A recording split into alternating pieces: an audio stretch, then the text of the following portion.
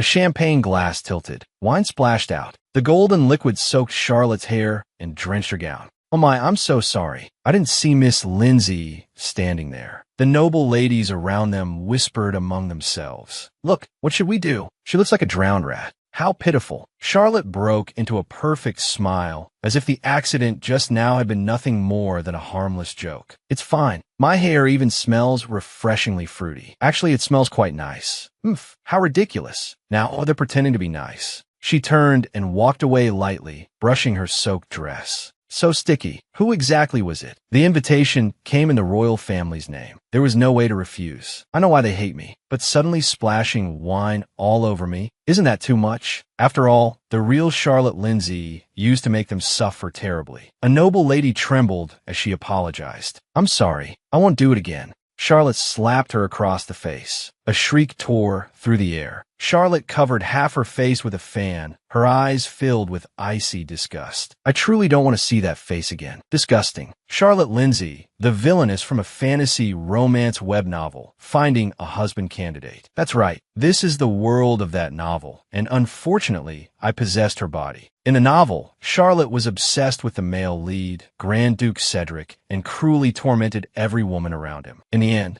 she turned her sights on the heroine, Ella, and completely enraged the Grand Duke. Under the Grand Duke's pressure, the Lindsay family was supposed to cast Charlotte out. So, do you have nothing to say in your defense? Charlotte lowered her head. Father, her hand clenched tightly around her skirt. I was wrong. Thanks to begging desperately the moment I possessed her, I barely avoided being thrown out of the family. I couldn't exactly become penniless the instant I got here, could I? Though it's unfair, in another 6 months I'll be sent to a villa overseas. As long as I endure until then. Charlotte's gaze wavered. A group of noble ladies had gathered over there like a cloud. What's going on? Wait, that's... Charlotte's pupils shrank. She saw a man with short silver-white hair being surrounded as though he were the moon among stars. He placed a hand over his chest. I am delighted to meet you, ladies. It was Kyrie, the second male lead candidate in Finding a Husband Candidate, a genius mage, and one of the strongest contenders to become the next Tower Master. The genius mage Kyrie. Is that really him? Charlotte hid behind the door and peeked. With his mysterious appearance, he was wildly popular among women. It's true. He's even more handsome in person than the book described. Wait, if Kyrie is here, then doesn't that mean... Charlotte whipped her head around. A dazzling golden light came at her. Huh, where's this brilliant glow coming from? A man in an ornate uniform approached. Short golden hair, blue eyes. He was Reynard Baldic Reisenberg, the other second male lead in Finding a Husband Candidate, the crown prince of the empire. Charlotte raised a hand to block the blinding light. As expected, he came, the son of the empire, Crown Prince Reynard. I never thought at a banquet I didn't even want to attend, I'd see two stunning Western-style heartthrobs in a row. I want their autographs. Wait, now is not the time to be thinking that. If both second male leads are here, then that means this banquet. Charlotte's face turned pale. I need to get out of here fast. She turned and ran. Reynard's gaze swept over her retreating figure. Charlotte quietly slipped out of the banquet hall. Good, no one around. If I can just sneak out of the palace like this. She turned and ran into a wall of muscle. With a thud, she clutched her nose in pain. Ow! A cold voice came from above. Charlotte, Cedric Lindsay. No, Cedric looked down at her. You again.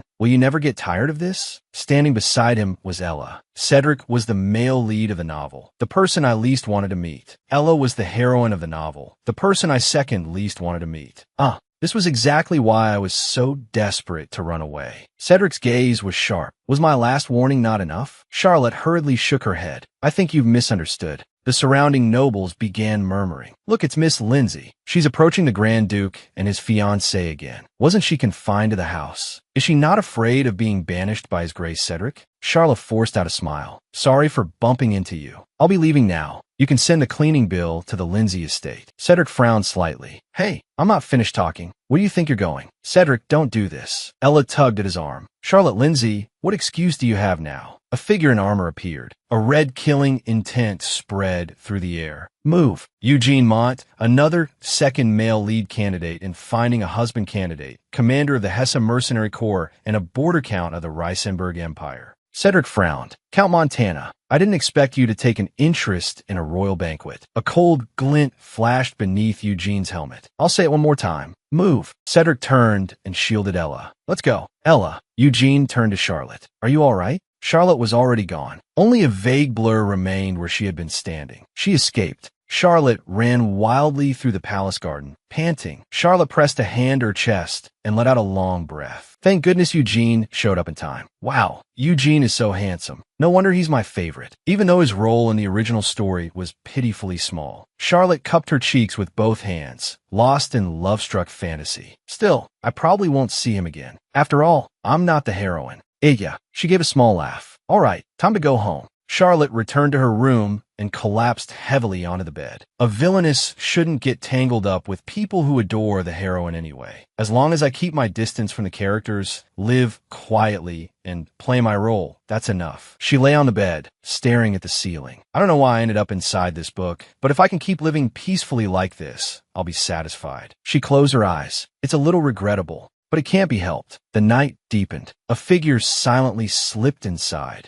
Charlotte opened her eyes. A white-gloved hand reached toward her. Reynard bent down. Show quiet. Don't scream. His hand covered Charlotte's mouth. The Crown Prince? Charlotte's eyes widened in terror. She tried to struggle. Reynard smiled. My apologies for being so sudden, Miss Lindsay. I have a request. Charlotte looked at him in confusion. A request? Yes. Reynard's face was especially clear in the moonlight. I want you. The smile at the corners of his lips deepened. To let me sleep in your bed. Charlotte's eyes went wide. What? Saying something like this probably makes me sound insane. I should explain. Lately, every time I lie down in bed, I hear a voice. Reynard covered his face with one hand, his exhausted eyes visible through his fingers. A voice? Yes, an extremely vivid, terrifying hallucination. It keeps whispering in my ear over and over. Damn it, I've heard it so many times I've memorized it word for word. Charlotte looked at Reynard in confusion. Reynard muttered in a low voice, author. Since the male lead belongs to the heroine, then I'll pick the male supporting characters instead. Charlotte's pupils shrank abruptly. Reynard, now come to my bed. Charlotte screamed in horror, her body jolting as if electrocuted. Her hair flew in all directions. Her voice pierced the night. What did you just say? If the story's heroine, Ella, doesn't marry, she can't inherit her parents' estate. So Ella is forced to search for a husband. In the end, Ella marries her childhood friend, Duke Cedric, and a typical love story unfolds. However, the story didn't end there. Her fingers trembled as they brushed over the word "the end" on the screen. What is this? Isn't this supposed to be the ending where everyone lives happily ever after? What about the other male supporting characters? All living together? I don't like this ending, so this can't be right. On the phone screen, the comment section scrolled furiously. The male supporting characters are too pitiful. Author. I'll buy 100 volumes. Can't you give them to Ella too? Since Cedric's already got her, I'll take the male leads instead. One comment stood out vividly. Male supporting characters come to my bed. She clutched her head, her expression twisted in pain. Male supporting characters. Author. Bed. I remember now. That was definitely my comment. Reynard continued, I don't understand what these hallucinations mean, but your face keeps appearing in my mind. My instincts tell me I should come find you and go to your bed. So, Miss Lindsay, did you curse me? Charlotte's expression froze. In no way. Reynard's lips curved upward. Right? Good. A Miss Lindsay with no magic power couldn't possibly be the culprit. Besides, the Miss Lindsay known as Cedric's lapdog would never curse me like that. Charlotte forced out a smile. He doesn't suspect me. That's a relief. But why do I feel so uneasy? Reynard continued explaining. In any case, because of that hallucination, I've been suffering from severe insomnia for 10 days. So I decided to come test your bed. Charlotte nodded. I see. Charlotte scratched her head and laughed awkwardly. But isn't this still a little off? Reynard went on. Shall we sleep together? Miss, you can sleep somewhere else. Charlotte froze. What? Reynard loosened his robe, revealing a firm chest. Sorry, but please understand. Charlotte's face instantly flushed red, and her breathing hitched. I'm so exhausted I'm close to collapsing, but I've been forcing myself to endure it. Reynard turned his face aside, his eyes full of inescapable fatigue. Charlotte's head overheated. Face blazing red, she shouted, I understand. Good night. Author, that comment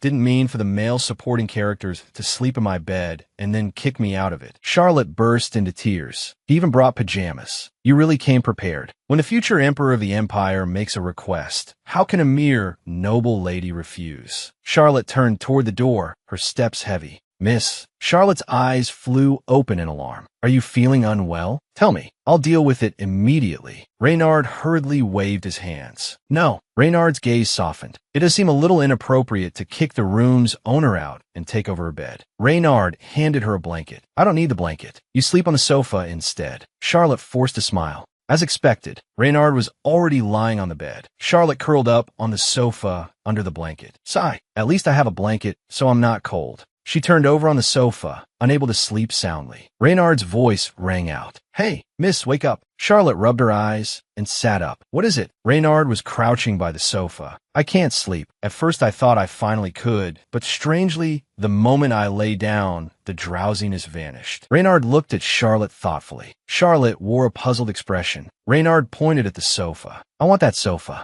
Give it to me, not the bed. For some reason, I want to lie on that sofa now. I've already tried the bed. Miss, you go sleep there. Let's switch places. Charlotte lay back down on the bed, while Reynard lay on the sofa. Being back in bed feels great. But he's not joking, is he? Doesn't the Crown Prince have anything better to do? Reynard's voice rang out again. Mississippi, wake up. Charlotte opened her eyes. What now? Reynard stood by the bed. I think I need to sleep on the bed again. Anyway, not the sofa. Charlotte crossed her arms, clearly displeased. Then her eyes widened. Could it be? We need to sleep together? Reynard closed his eyes. I think so too. What I need isn't your bed, Mississippi. It's the place where you sleep. The two of them lowered their heads in silence. Reynard cleared his throat. He looked at Charlotte solemnly. Then let me ask properly one more time, Miss Lindsay. Would you be willing to lie beside me? Charlotte's cheeks reddened. Her breathing turned uneven. She covered her mouth and nodded. Charlotte excitedly patted the bed. Please come over here. Wait. Before that, Reynard leaned in close. Mississippi, there is one rule you must follow. Charlotte's cheeks were flushed. A request? Reynard lowered his eyes, his tone calm. First, my severe insomnia caused by this curse must remain secret. The Imperial Crown Prince has many enemies. Charlotte clasped her hands over her chest and nodded solemnly. Yes, I will keep it secret. Reynard continued. Second, do not fall in love with me. He crossed his arms, a confident smile curling at his lips. Charlotte's smile instantly froze. What? Right. Reynard's character setting is narcissist. His public image is flawless. I'd almost forgotten. What a handsome man. Reynard turned his face aside. And the third thing, he suddenly drew his sword, golden light flashing. He placed the blade between them. Charlotte recoiled in shock. What? Do not cross this sword. If anyone touches me while I'm asleep, I instinctively attack. Charlotte forced a stiff smile. Yes. Thank you for kindly warning me. Good night. After hearing something like that, how could anyone sleep? Morning sunlight poured across the grand palace. Reynard stretched his arms. I haven't slept that soundly in ages. Thanks to you. Mississippi Charlotte sat at the edge of the bed and lowered her head in reply. I'm glad I could help. Can you still hear those voices? Reynard buttoned up his shirt, smiling brightly. Yes, they were chattering nonstop yesterday, but now it's quiet. It feels like the curse has been lifted. Charlotte closed her eyes. I am saved. Finally, I can sleep peacefully again. Reynard turned to leave. Miss Lindsay, one day I will repay this favor. Think about what you want. Charlotte sat alone on the bed, and he left. Charlotte gazed out the window. What do I want? I just hope there won't be any more trouble. Charlotte changed into a red dress and walked through the street with her guard knight, George.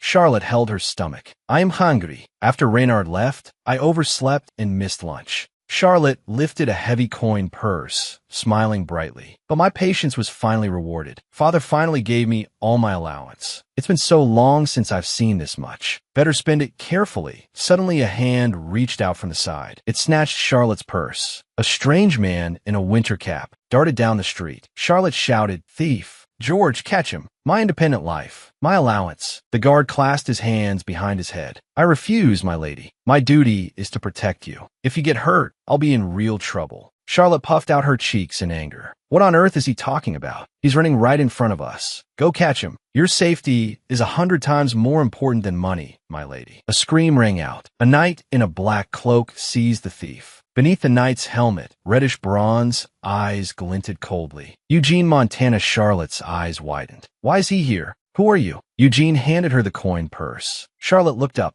Thank you. The guard blocked Charlotte's way. My lady, he's suspicious. Step back. Charlotte's voice turned cold. Move. The guard turned back. What? Charlotte's gaze sharpened. You're the suspicious one. What do you mean? The guard's eyes flickered. Charlotte crossed her arms. Why did you refuse my order? Why didn't you go after the thief just now? The guard scratched his head. Well, of course it was for your safety. Charlotte sneered. Someone supposedly so concerned for my safety let me face the thief head on. A knight of a marquis's household can't even catch a petty pickpocket? We could just ask that thief directly whether he had an accomplice. The guard clenched his teeth, his face turning pale. A few hours later, Charlotte stood beside Eugene. The guard and the thief were bound and being escorted away. Charlotte spoke carefully. May I ask if you're Eugene Mont? Charlotte continued, Count Mont, the mercenary king. I'm not sure how I should address you. Charlotte lifted her skirts and curtsied, smiling brightly. Thank you for your help. That should be an acceptable way to express my gratitude, right? I hope I don't seem rude. My favorite person is right in front of me. Eugene's gaze lowered beneath his helmet. Just call me Eugene. Charlotte nodded. All right, Eugene. Next time I'll address you that way. Since fate has brought us together, at least let us shake hands. Eugene took Charlotte's hand. You may, but I want to ask something. A voice rang out. Sister. Charlotte looked puzzled. Sister?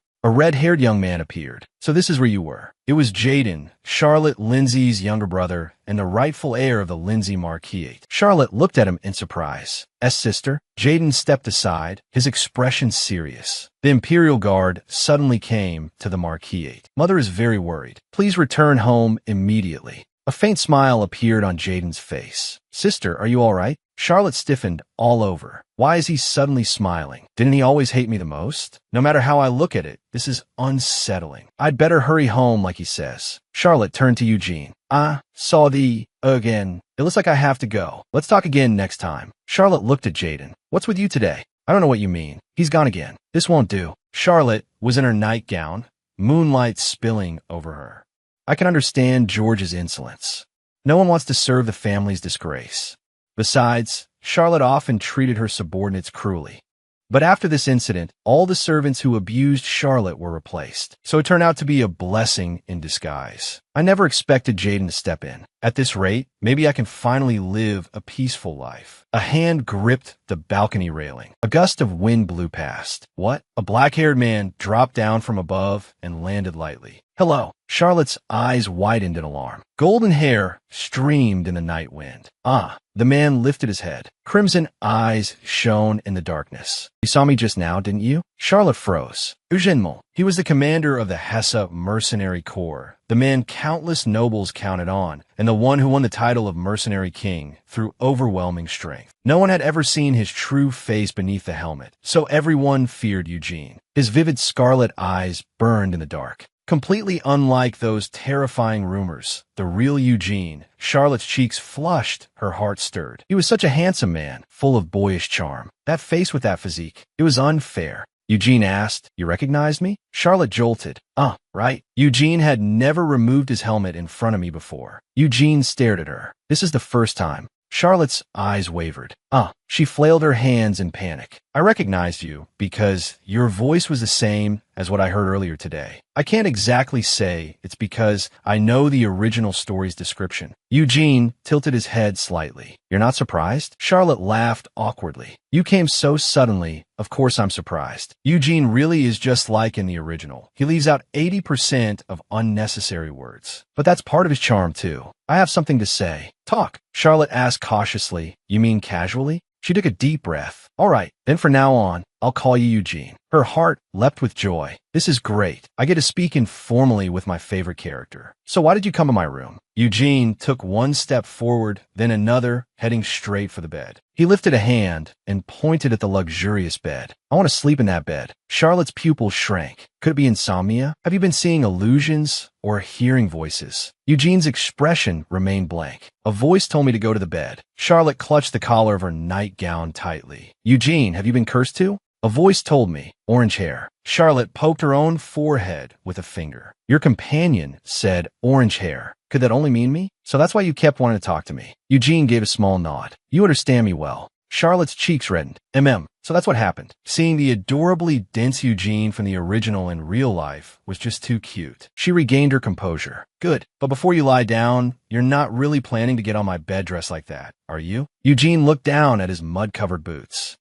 Sorry. Charlotte walked to the wardrobe. It's fine. You helped me today, so I'll get you some sleepwear. She opened the wardrobe door and warned him, don't come out no matter what. If someone comes, hide. Understood? Eugene sat on the sofa. Understood. Charlotte walked into the laundry room. Men's sleepwear. Men's sleepwear. There should be some servant clothes in here. Found it. Charlotte held up a white pajama set. But isn't this a little too fancy? A voice came from behind her. Sister. Jaden was already leaning against the doorframe. What are you doing here with my sleepwear? Charlotte stiffened all over. Jaden, this.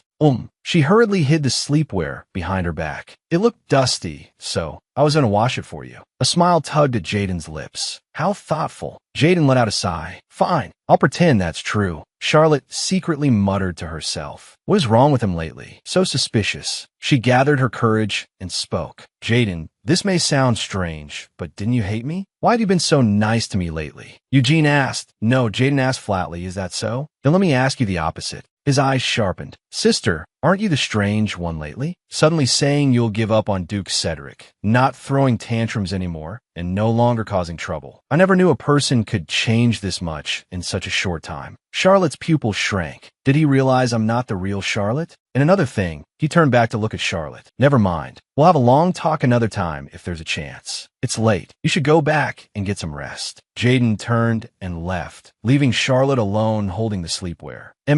Another time. Charlotte pushed open the door. I'm back. She looked around the empty room. Eugene? Why is no one? It's so quiet. A voice came from under the bed. Charlotte, I'm here. Charlotte stared at him in alarm. Eugene, why are you down there? Eugene crawled out from under the bed. You told me to hide. Charlotte helplessly patted him on the head. You did well, but don't hide under the bed next time. You're covered in dust. Eugene looked up. Still, a trace of a smile flashed in his eyes. I've memorized the sound of your footsteps. Charlotte's cheeks warmed. Is that so? That's very nice. Was I standing too close? She held out the sleepwear. Anyway, put this on first. Eugene took the clothes. Change. Charlotte shut her eyes. Then I'll step out for a moment. Once you're done, before she could finish, Eugene had already started undressing. His bare upper body came into view, his muscles clearly defined. He tilted his head, a bit puzzled. Charlotte instantly covered her eyes. Why you can't just start taking your clothes off all of a sudden? I saw everything. Eugene didn't seem to care. It doesn't matter if you saw. I'm a moral person. I'm not a pervert. Charlotte's fingers slowly parted, peeking through the gaps at the seam before her. Eugene spread his arms. I'm changed. Eugene lay down on the bed. The pillow is soft and fluffy. Charlotte pulled the blanket over him. You have to get up before the maids come tomorrow. Understood? Eugene closed his eyes.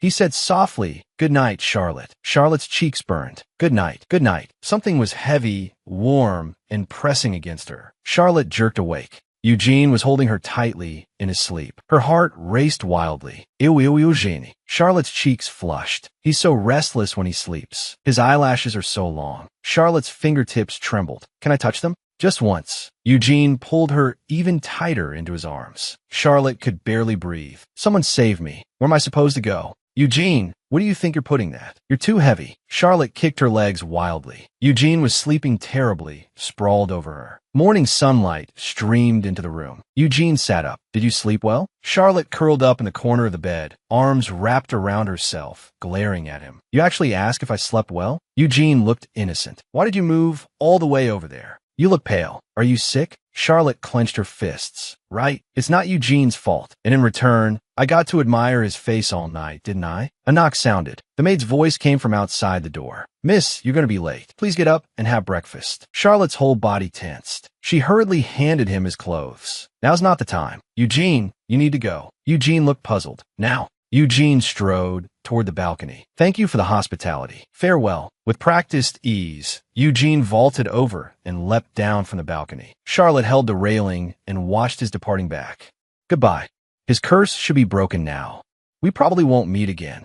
A faint smile rose to her lips. Still, it was nice running into you. The dining table was filled with lunch. After the maid woke her, she ended up sleeping until lunchtime. The Marchioness looked disgusted. How can you be so lazy? Marquis Lindsay set down his napkin. You look like a mess. Didn't sleep well? Charlotte flinched. Yes, just a little. I didn't even sleep 2 hours. The Marchioness glared at Charlotte. If you go around looking like this, what will people think of me as your mother? Don't forget your place. The Marquis set down his utensils. That's enough. Charlotte should already be reflecting on herself. The Marchioness refused to back down. You spoil her too much. Charlotte lowered her head and said nothing. Charlotte's mother was born a commoner and had a deep inferiority complex. Naturally, she regarded troublesome Charlotte as a thorn in her side. At the other end of the table, Jaden spoke up. Mother, I think that's enough. And Charlotte has been very well behaved lately. The Marchioness gave a light laugh. Oh, is that so? Now that you mention it, maybe a little. Hearing you say that really is strange. What's gone into her lately? I've been in this body for half a year, and we've never really had a proper conversation. According to the original plot, wasn't he supposed to ignore Charlotte completely? Jaden and Charlotte had an awful relationship. Jaden was the son of the previous Marchioness, while Charlotte was the child brought in by the new Marchioness, who came from commoner origins.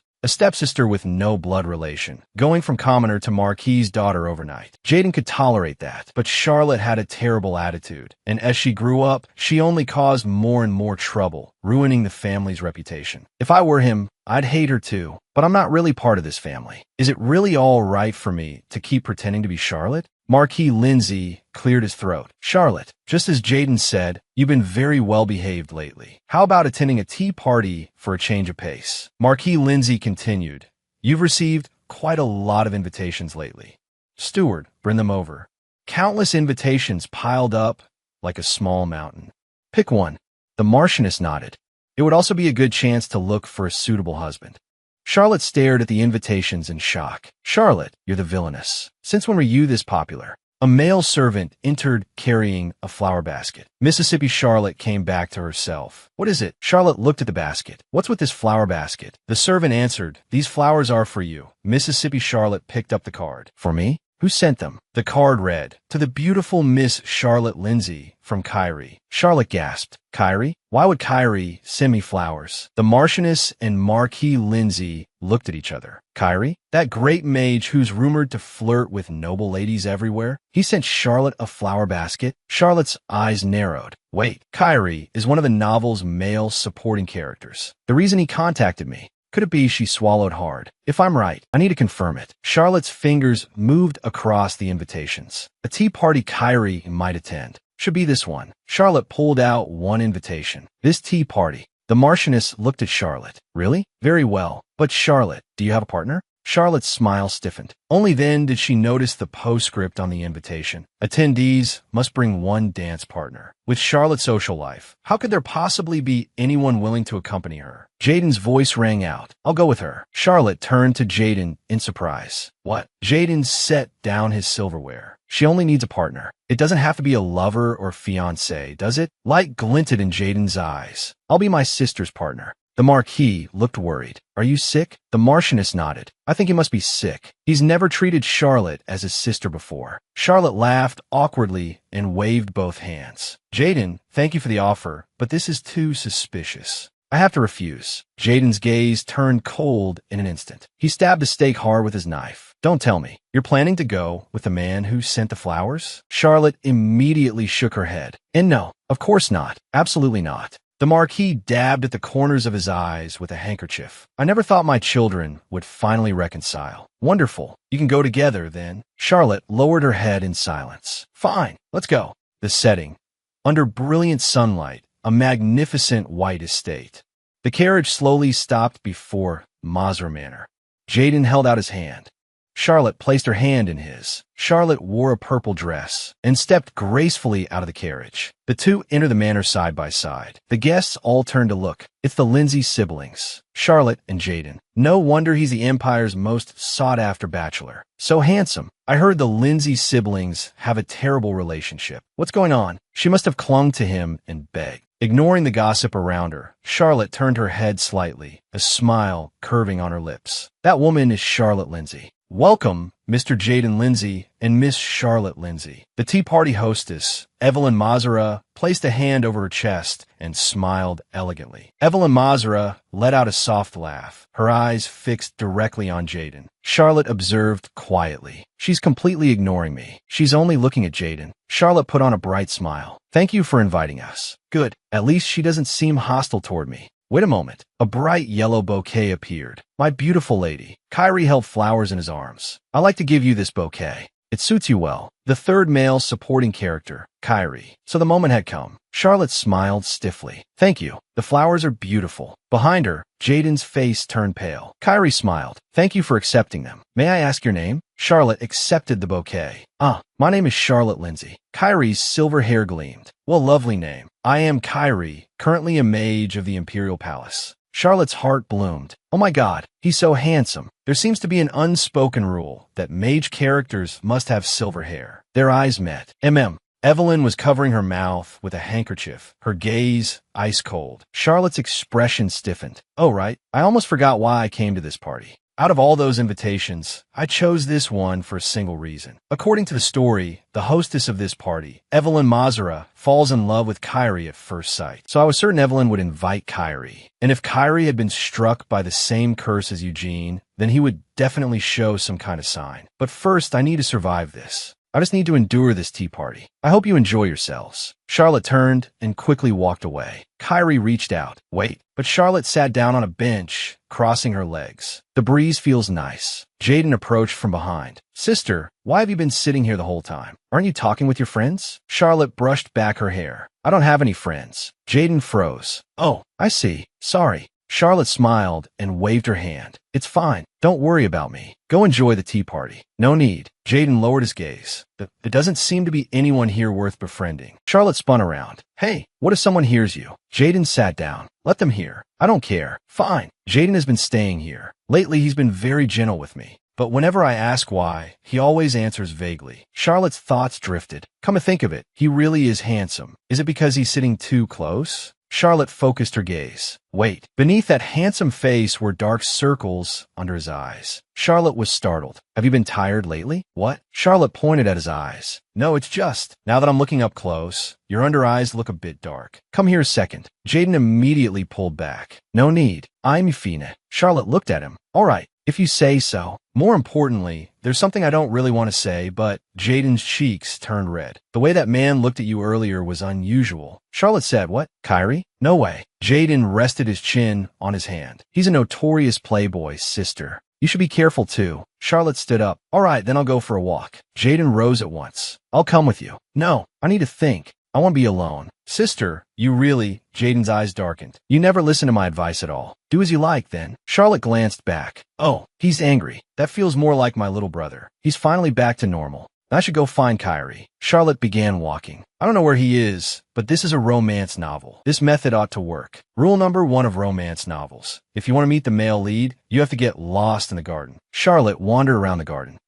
The gardens in romance novels are always absurdly huge. A white leather boot stepped into view. Miss, why are you here alone? As expected, Kyrie appeared before her. Charlotte smiled. We meet again, Lord Kyrie. Kyrie looked at her. You don't seem surprised. Did you deliberately leave me here? Charlotte's heart skipped. How does he know? If he gets suspicious, that'll be trouble. Charlotte clapped her hands together. So that's what you were thinking. I get lonely very easily. Kyrie tilted his head in confusion. Lonely? Charlotte's eyes flickered. You must know my reputation. And standing in high society. Aside from Miss Mazara and you, no one speaks to me. I'm so lonely. That's why from morning till night, every single day, I stay alone in my room. Charlotte clasped her hands together, tears shimmering in her eyes. Kyrie froze. All right. Thank you for listening to me complain. Then I'll be going now. Charlotte turned to leave. Miss. Kyrie rested a hand on his chin. Alone in your room. Night fell. The balcony was empty. A knock sounded. Knock, knock, knock. Charlotte jerked awake. He's here. Charlotte rushed to the balcony. Kyrie stood beneath the starry sky. Good evening. Mississippi Charlotte pressed a hand to her chest. Oh my goodness. You startled me, Lord Kyrie. Kyrie bowed his head slightly. I deeply apologize for visiting so late. Charlotte's cheeks grew a little pink. I'm a bit surprised, but since it's you, Lord Kyrie, there must be a reason. Charlotte nodded inwardly. Right? This is the normal reaction. Those other two barging into my bed were the abnormal ones. So what is it? Kyrie hesitated. Actually, Charlotte smiled. It's all right. You can tell me anything. What is it? Kyrie blushed. I'm sorry. I'm too embarrassed to say it. I said it's fine. Just tell me. If you won't speak. Charlotte stepped forward. Then I'll hold your hand. What? To others, that might sound like a laughable threat, but it worked on Kyrie. Kyrie's pupils shrank. How'd you know? His whole body stiffened. How could I share a bed with a woman? I don't even dare touch one. The third male supporting character, Kyrie, has gynophobia. The great archmage Kyrie was abandoned by his parents as a child and raised by the master of the magic tower. Kyrie studied under a mentor with peculiar methods, in a tower where strict gender separation was enforced. Because of that, Kyrie grew up in an environment surrounded only by men. It wasn't until he came of age and left his master to step into the wider world that his troubles began. Kyrie hid behind a tree, watching two young ladies converse. I don't know how to get along with them. Just then, Kyrie's senior apprentice appeared and taught him from beginning to end how to interact with women. Kyrie regained his confidence and prepared to pursue women. But there was one enormous problem. His senior apprentice was an incurable playboy. Kyrie had no idea. He left the tower and faithfully put his senior's teachings into practice. The result? Charlotte spread her hands. Isn't it obvious? Being kind to people is a good thing, but he was overly kind even to women he had no intention of pursuing. Rumors spread quickly. Court Mage Kyrie is the greatest playboy in the world. Handsome, talented, and infinitely gentle. Charlotte rested her chin on her hand. He is basically announcing to the whole world, come and fall in love with me. So, to sum up what you're saying, Kyrie, you've been cursed. Kyrie closed his eyes. A bead of cold sweat formed on his temple. Charlotte lowered her gaze. Though it's a hard story to believe, I don't think the Tower Master's beloved disciple would lie. You mean? Charlotte smiled faintly. Yes, I believe you. Kyrie looked a little embarrassed. I'm even willing to offer you my bed. Kyrie tightly grasped Charlotte's hand. Thank you so much. How can you be so considerate? Kyrie quickly pulled back. Lowering his head, he said, please forgive me. Charlotte gave a soft laugh. It's fine. You're reacting this strongly just because we held hands? The legendary playboy is actually this innocent. What a charming contrast. Charlotte turned around. All right, it's late, so rest here tonight. But before that, Kyrie looked at her in confusion. Charlotte asked seriously, do you have any bad sleeping habits? Like rolling around in bed 30 times? Nothing in particular. Or if someone touches you while you're asleep, do you instinctively strike back? Kyrie shook his head. No, I just wake up normally. You pass. Now lie down beside me. Charlotte patted the bed next to her. Kyrie hesitated, then said, thank you. The two lay side by side and pulled the blanket over themselves. With his eyes closed, Kyrie said, Miss, I swear I don't have the slightest impure thought toward you. Charlotte smiled with her eyes shut. Of course. Kyrie continued explaining, I absolutely have no wicked intentions. Not even a little. Never. Charlotte cut him off. All right, that's enough. Okay. Kyrie snapped his fingers. In any case, he smiled. I look forward to your company. Charlotte called softly, Sir Kyrie. Just call me Kyrie. Charlotte closed her eyes. Okay. Kyrie. Lying on his side, Kyrie asked, what is it, miss? Charlotte opened her eyes. I won't bite you. Relax. Kyrie lay stiffly at the very edge of the bed. And no, I'm more comfortable like this. Charlotte frowned slightly. Does he hate being near me that much? She suddenly sat up. Come lie down beside me properly. Kyrie let out a startled cry. Charlotte thought to herself, was my voice too loud? I need to help him relax. Kyrie, you're a little different from what I imagined. Kyrie asked in confusion, am I? Resting her chin on one hand, Charlotte said, yes. I heard you're very good with the opposite sex. Rumors often don't match reality. Kyrie looked dejected. My words and actions reflect on my master, so I try to be beyond reproach. But somehow things went wrong. My reputation plummeted.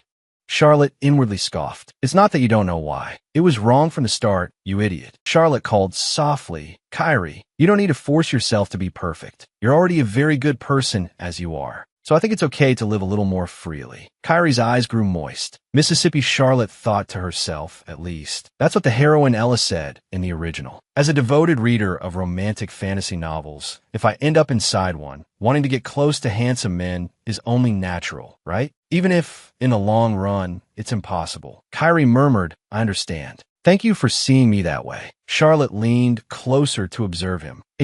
Why is his reaction so mild? According to my romantic fantasy novel database, shouldn't he be blushing or deeply moved right now? Maybe this is what a real reaction looks like. After all, to him, I'm just a stranger who started lecturing him the moment we met. Do I sound like a nag? If I had to possess someone, at least let me be the heroine. Why is only this part so realistic? Living inside a romantic fantasy novel is nowhere near as easy as it sounds. Charlotte opened her eyes wide, but Kyrie's sleeping face looked peaceful. Silver-haired mages really are the best. Charlotte stretched out on the bed. It feels like I finally got a good night's sleep, even though someone was sleeping in my bed. The spot beside her was empty.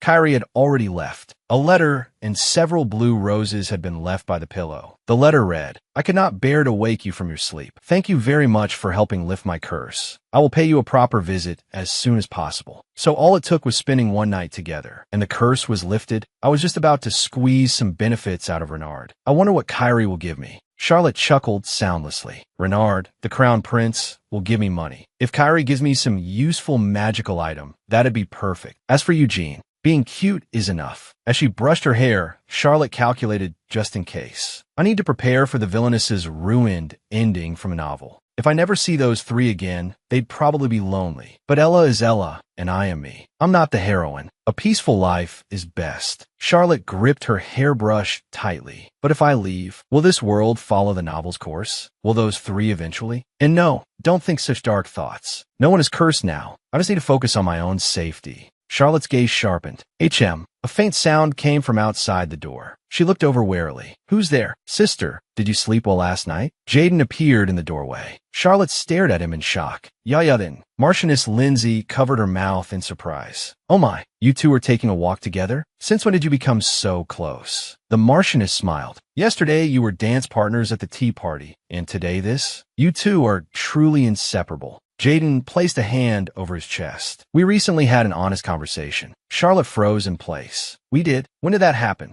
The Marchioness clasped her hands together. Oh, if you made up, that's wonderful. Dear, I'm so happy. Charlotte clenched her fists and ground her teeth. Don't be fooled. He's a complete bastard. Jaden walked ahead, with Charlotte following behind. He suddenly invited me for a walk out of nowhere. What's he trying to do? The heir's lessons should have his schedule packed. Why come looking for me? This is too suspicious. I'm getting to the bottom of this today. Jaden stopped in front of a flower bed. The spring flowers are all in bloom. His eyes softened. My late mother used to love them. Charlotte bit her lower lip. Damn it, he's making the mood so melancholy I can't say anything. Jaden turned to face Charlotte. Sister, which kind of flower do you like best? Charlotte was briefly flustered. They're all beautiful. I like them all. Jaden gave a slight nod. Then I'll personally choose some and send them to you. Charlotte's eyes widened. Flowers for me? Why? Jaden looked at her. Unless you dislike flowers? Charlotte hurriedly shook her head. No. Since they're flowers your mother truly loved, they must mean a great deal to you. Jaden plucked an orange rose. You always say strange things. Flowers blooming and fading is only natural. Holding the rose, Jaden looked calm. If they can bring you a few days of happiness, that's enough for me. Charlotte stared at him blankly. Jaden has lost his mind. He's completely lost it. Charlotte took a step back. Jaden, stop pretending. You're scaring me. Scaring you? How so? Charlotte put her hands on her hips. Why are you suddenly acting like this toward me? Jaden shook his head. I don't see what I did wrong. You said you'd give me flowers and even brought me to a party. Charlotte pointed at him. You're way too suspicious. Jaden looked wounded. The word suspicious is rather hurtful. Jaden's gaze was sharp. I told you before. Ever since you changed, my feelings toward you changed as well. Charlotte was speechless. This is too much. Just because I behaved for a few months, your attitude does a complete 180? That's not reasonable at all. There has to be a reason behind this. Tell me already. This sudden goodwill is only making me uneasy. Jaden fell silent for a moment. He let out a long sigh. Since you insist, I have no choice but to be honest. I wanted to get a little closer to you first before saying it. Looking straight at Charlotte, Jaden said, Sister, I have a request. Charlotte looked puzzled. A request? No way. Him too. There was a knock at the door. The door opened, and Charlotte peeked out from behind it. You're here. Jaden raised a finger to his lips. Show quiet. Charlotte folded her arms. All right, tell me. What is this request of yours? Jaden shut the door.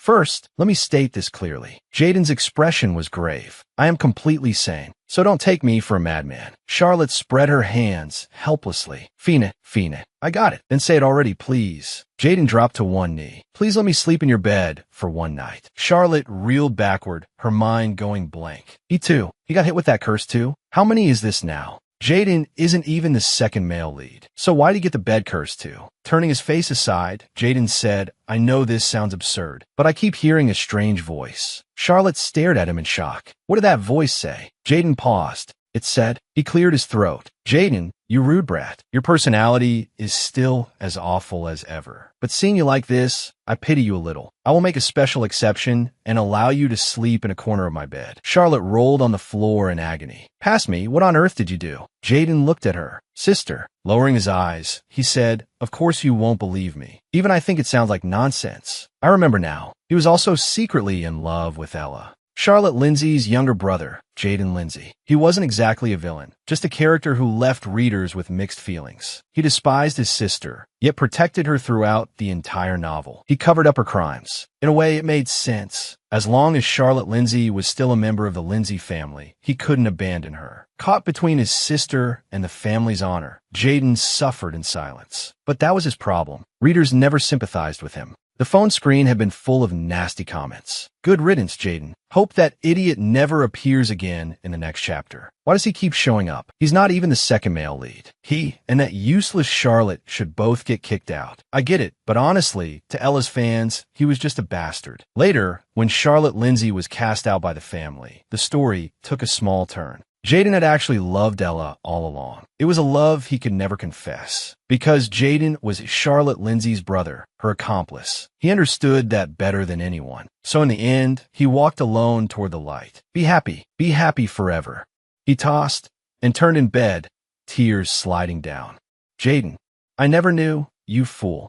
So that's how things turned out. Jaden lowered his head. Because the request was too outrageous, I thought I'd build up a little goodwill with you first. I suppose I went too far. Charlotte hugged her arms tightly. Too far? You completely overdid it. You should have just told me from the beginning. It's not like we've ever had a good relationship anyway. Jaden looked up. But sister, even if I'm being selfish, when I said I'd started seeing you differently and wanted to repair our relationship, none of that was a lie. Charlotte's heart suddenly jumped. Jaden, is this really that hateful little brother I know? This isn't your character setting at all. Charlotte clenched her fist. Fine. Since you had the courage to say it, I'll grant your request. She pointed to the bed. Come on, get in my bed. Thank you, sister. Charlotte lay down on the bed. But you should know this. If I give something, I expect something in return. Jaden lay down beside her. Of course, within my ability, I'll do everything I can to repay this debt. Charlotte patted her pillow with satisfaction. Good, very good. Now go to sleep. Turning onto his side, Jaden said, come to think of it, sister, has that playboy contacted you since then? Charlotte yawned. Playboy? Oh, you mean Kyrie? Of course not. Jaden's expression darkened. I see. Then, he picked up a silver strand of hair from the pillow. Whose hair is this?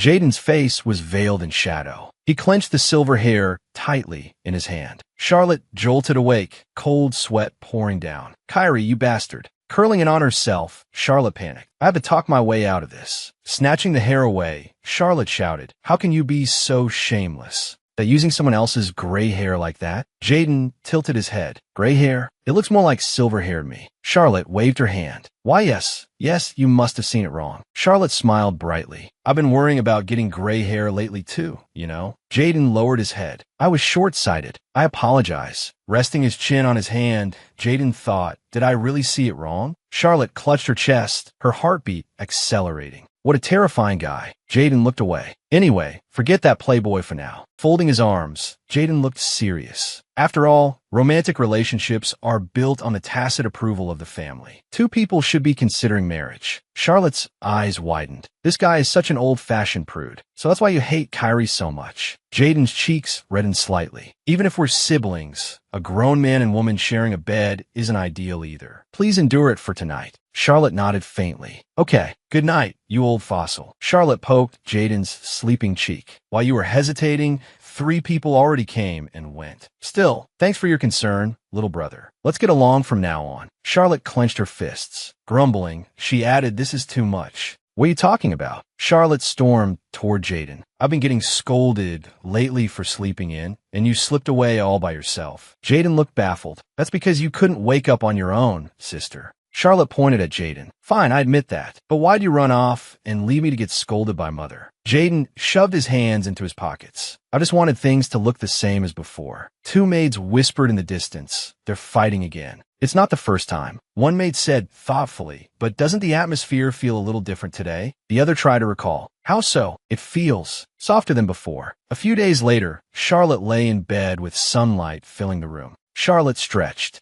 This kind of peace is wonderful. I don't have to worry about that curse anymore. As long as I eat, sleep, and lounge around at home, it'll look like I'm reflecting on my actions. This is great. Charlotte rolled over. That bastard Renard. When is he giving me my money? I still need to collect from Kyrie too. A feather drifted past the window. Charlotte opened her eyes. A messenger pigeon landed on the balcony railing. It had brought a letter from Renard. Leaning on the railing, Charlotte said, "Oh, our little darling is here." Charlotte smiled expectantly. What message did His Highness send? It's probably about the money. She took the letter from the pigeon and unfolded it. I will pay you a visit tonight. We have something to discuss. Charlotte's eyes narrowed. Something to discuss? Charlotte gripped the letter. What about the payment? Where's my money? That's all. Could it be? Renard smiled faintly. It's been a while, miss. Charlotte hurriedly bowed. Good evening, Your Highness. Renard smiled as he asked. The night is deep and the air is cold. Why are you waiting here? Charlotte lifted her head. How could I rest at ease when Your Highness said you were coming? Renard gave a low chuckle. Not because of the letter you sent me.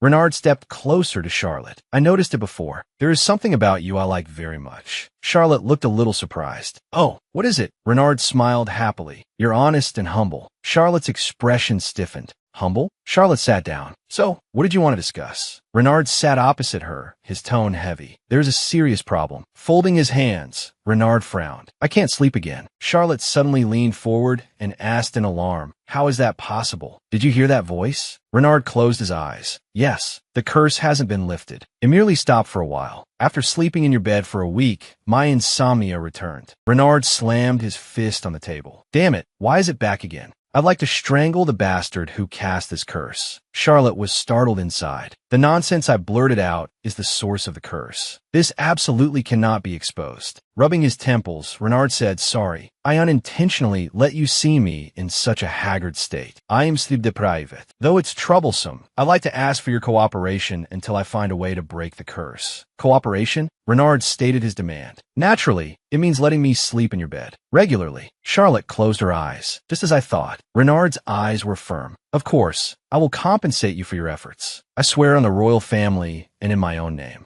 Charlotte glanced at him sideways, a shrewd light flashing in her eyes. In that case, Charlotte spoke rapidly. For my compensation, please give me 40% in cash, 30% in government bonds issued by the royal family, another 30% in gold, and the last 30% deposited into my bank account. Charlotte clasped her hands together, smiling brightly. The bonds should mature within 5 years. Oh, and please send them to the Central Bank of Carmir in the neighboring country. Charlotte suddenly reigned in her smile. Was my request too specific? Renard fell silent. Miss, do you know, last time I saw you, I was too exhausted to notice. Renard pressed his lower lip with his tongue, his gaze playful. You truly are very unique. Charlotte covered her mouth with both hands, cheeks reddening. The way he licks his lips is way too sexy. Charlotte suddenly panicked. No, this is bad. If it were someone else, I'd just think it was a habit. But I know what that gesture means. After being betrayed by his wet nurse and losing faith in people, Renard developed this habit when he became wary of others. In the original story, it was an unconscious action he made when he wanted to understand the heroine more deeply, and readers went wild for it. Seeing it in person really is devastatingly effective. But right now, he's licking his lips. Not because he suspects me? Renard's gaze sharpened. Charlotte Lindsay once had an unhealthy obsession with Grand Duke Hesegrid. Half a year ago, she suffered a major incident and has been reflecting ever since. I thought you would ask for compensation related to the Grand Duke, miss. Instead, you suddenly asked for money, and that from the wealthy young lady of House Lindsay. Charlotte waved her hands frantically. Well,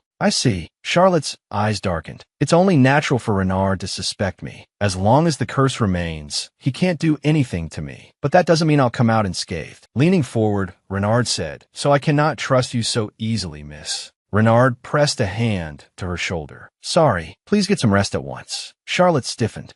It's fine. Nervously shutting her eyes, Charlotte asked, Are we lying down now? MHM. A light knock sounded at the door. Eugene stood outside. Charlotte, are you there? Charlotte instantly collapsed inside. Why is he here again? Renard turned his head. Coming from the balcony this late at night. Who could it be? Charlotte pushed Renard. I'll explain later. Hide first. Renard looked at her. Don't do this. If we're discovered, it'll be troublesome for both of us. Charlotte quickly opened the balcony door. Eugene, what are you doing here? Eugene smiled faintly. Hello. How can he greet me so calmly? Eugene must be here for the same reason as Renard. Because of the curse. Charlotte forced a smile. Eugene, I'm in the middle of something right now. Could you go back just for today? Charlotte looked at Eugene, but Eugene looked apologetic. I'm sorry, but I won't be free until after 9 tomorrow. His gaze passed beyond Charlotte. He sensed another presence. Eugene strode into the room. Is someone here? Charlotte's pupils widened. Eugene's sharp eyes swept across the room. He's inside the room. What do I do? Should I tell the truth? But that would be too strange. Charlotte spiraled into confusion. Right, all of you got cursed. So by coincidence, you all need to sleep in my bed. But I have nothing to do with the curse. Absolutely not. Eugene, wait. Charlotte grabbed hold of Eugene's cloak. That's my younger brother. My brother is inside. Eugene looked thoughtful. Is that so? Your brother is impressive. Eugene pressed his lower lip. To have reached such a level at that young age. I can sense the aura of a strong person. I'd like to recommend him to our order of knights. Charlotte forced a smile. Is that so? Zayden, I'm sorry. Please forgive your useless sister.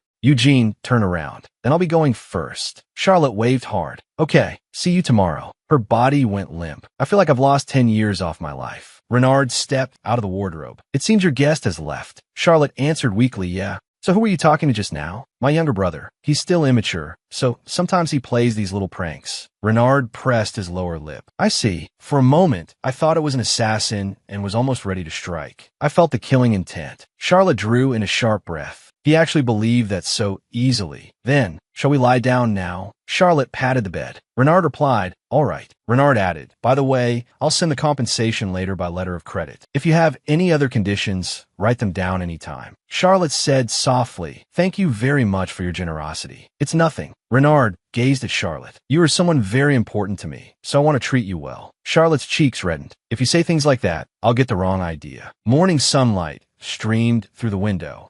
Birds were chirping. Adjusting his necktie, Renard said, Miss, have you ever considered moving out? Charlotte yawned. Moving out? Renard nodded. Yes. I can't keep sneaking into the Lindsay residence every time. So how about you move elsewhere? Charlotte slipped on her slippers. Actually, I did consider living alone in a villa overseas, but going abroad would be too troublesome. It would be nearly impossible to travel back and forth. Picking up the teapot, Charlotte added, it's not something I want to do immediately anyway. I'll fulfill that dream after the curse is broken. But how exactly are we supposed to break it? Charlotte took a sip of water. Renard spoke. Then, miss. Renard looked straight at her. Would you marry me? Charlotte spit out her mouth full of water. Charlotte coughed violently. What did you say? I asked whether you would be willing to marry me. Renard placed a hand over his chest, wearing a gentle, almost holy smile. I didn't mishear. Charlotte covered her mouth. Get married? What does he mean by that? Renard calmly asked back. Do you not know what marriage means? Of course I do. Folding his arms, Renard said, at present, marriage is the best solution. After we marry, we'll be able to sleep together every day. And in other people's eyes, it would seem perfectly natural, wouldn't it? Charlotte's gaze wavered. Yes, that's true. Renard took a step forward. Then let's marry as soon as possible. First, we must convince my father. Charlotte reached out to stop him. Wait a second. Getting married all of a sudden is a bit. Renard tilted his head. Why? Is there a problem? Renard continued. Is it because of your commoner status? Don't worry. I'll take care of it. Charlotte hurriedly shook her head. No. That's not the issue, Your Highness. Do you truly want to marry me? Charlotte lowered her eyes. I mean, you don't even love me. Renard blinked slightly. Then he let out a soft laugh. Ha! His laughter grew louder. Ha ha ha. Miss, you really are unusual. Charlotte looked puzzled. What are you laughing at? Renard touched the corner of his eye with a finger. How many people in the royal family do you think marry for love? As long as there is enough understanding and respect, even without love, we can become good partners. Charlotte's expression grew complicated. I had a feeling, but is it really just like that? That's right. According to the novel, love doesn't matter much to him. Renard is exactly the character who perfectly fits that line. But like in other romance novels, Renard eventually realizes too late that he's fallen for the heroine, then chases her without caring about anything else. But what is this novel anyway? A Northern Duke story? A childhood friend's story? A devoted puppy male lead story? The male lead is obviously Cedric. Renard is the crown prince who never marries. Of course, the crown prince needs to leave behind heirs. This is a romance novel. After all, Charlotte gave a bitter smile. This is absurd. Sitting on the edge of the bed, Renard said, if we move quickly, we could hold the wedding within 3 months. After we marry, my staying overnight in your room won't seem strange. Charlotte lowered her eyes. I can't do that, Your Highness. I won't marry you. Renard's smile vanished. Why? Because there is no love? Charlotte looked up. Yes, that's right. Since I've transmigrated into a romantic fantasy world, I want to enjoy sweet love. I want to marry someone I love and who loves me. Renard leaned forward. Didn't you say you'd already given up on Grand Duke Hesegrid? Charlotte nodded. Once I've completely forgotten about him, I plan to look for a new love. Renard pressed, and if you never find one? Charlotte answered lightly, then it can't be helped. Living alone wouldn't be so bad either. Renard lifted a strand of her hair. Can love not bloom after marriage? Charlotte paused. Well, you never know what might happen. Charlotte's heart skipped a beat. Could I fall in love with Renard? Renard brought a lock of golden hair to his lips. Renard's words do make sense, because the iron rule of the story is unfolding. The second rule of romance novels: contract marriage partners always fall in love. Renard took Charlotte's hand. Until the curse on me is lifted, please stay by my side, miss. Charlotte lowered her eyes. All right, but after it's over, let the dog go. Time passes. Love quietly grows between them. A fierce heat ignites in Renard's eyes. The curse is gone, but I love you, Charlotte. Renard is handsome and rich. The perfect crown prince. Yes, I could live happily with him. A masked assassin raised a dagger. D. Crown princess. The blade plunged into Charlotte's back. A tragic ending. Charlotte's pupils contracted. Could I really survive by Renard's side? I might get poisoned. Her face turned red. I might be able to fall for his highness, but I can't marry him based on that alone. Renard proposed another condition, where I could divorce you. Of course, I'd give you an enormous settlement. Charlotte's eyes widened. What? Divorce? Renard continued. Then I'd send you abroad without any lingering attachment. Keeping you in the country at first would be inconvenient for me. Charlotte sank into thought. A huge settlement and the chance to live abroad. Tempting as the offer is, I can't risk my life for it. Charlotte bowed deeply. Your Highness, thank you for the offer, but I cannot accept it. Renard gave a soft chuckle. I thought I was close to persuading you. Charlotte's eyes sharpened. Besides, Renard isn't the only one cursed. I still have 3 rabbit-like male supporting characters waiting for me to soothe them, but definitely not Renard. Renard gave a slight nod. Very well. I understand what you mean, miss. Charlotte let out a sigh of relief. I'm glad you understand. Renard abruptly changed tone. Then if we won't marry, how about publicly dating instead? Charlotte screamed inwardly. He absolutely did not understand. Charlotte sat down on the sofa. Dating is also a bit. Renard explained. I'm joking. I only wanted to tease you. I instinctively assumed you'd accept my proposal. With a self-mocking smile, Renard added, compared to other nobles, I suppose I don't have much ambition. If it were some other woman, she'd have grabbed the crown prince's hand already. I don't need to say it twice. I am flawless, even more flawless than Cedric Hesegrid. Turning back with a smile, Renard asked, Don't you think so, miss? Charlotte's cheeks flushed.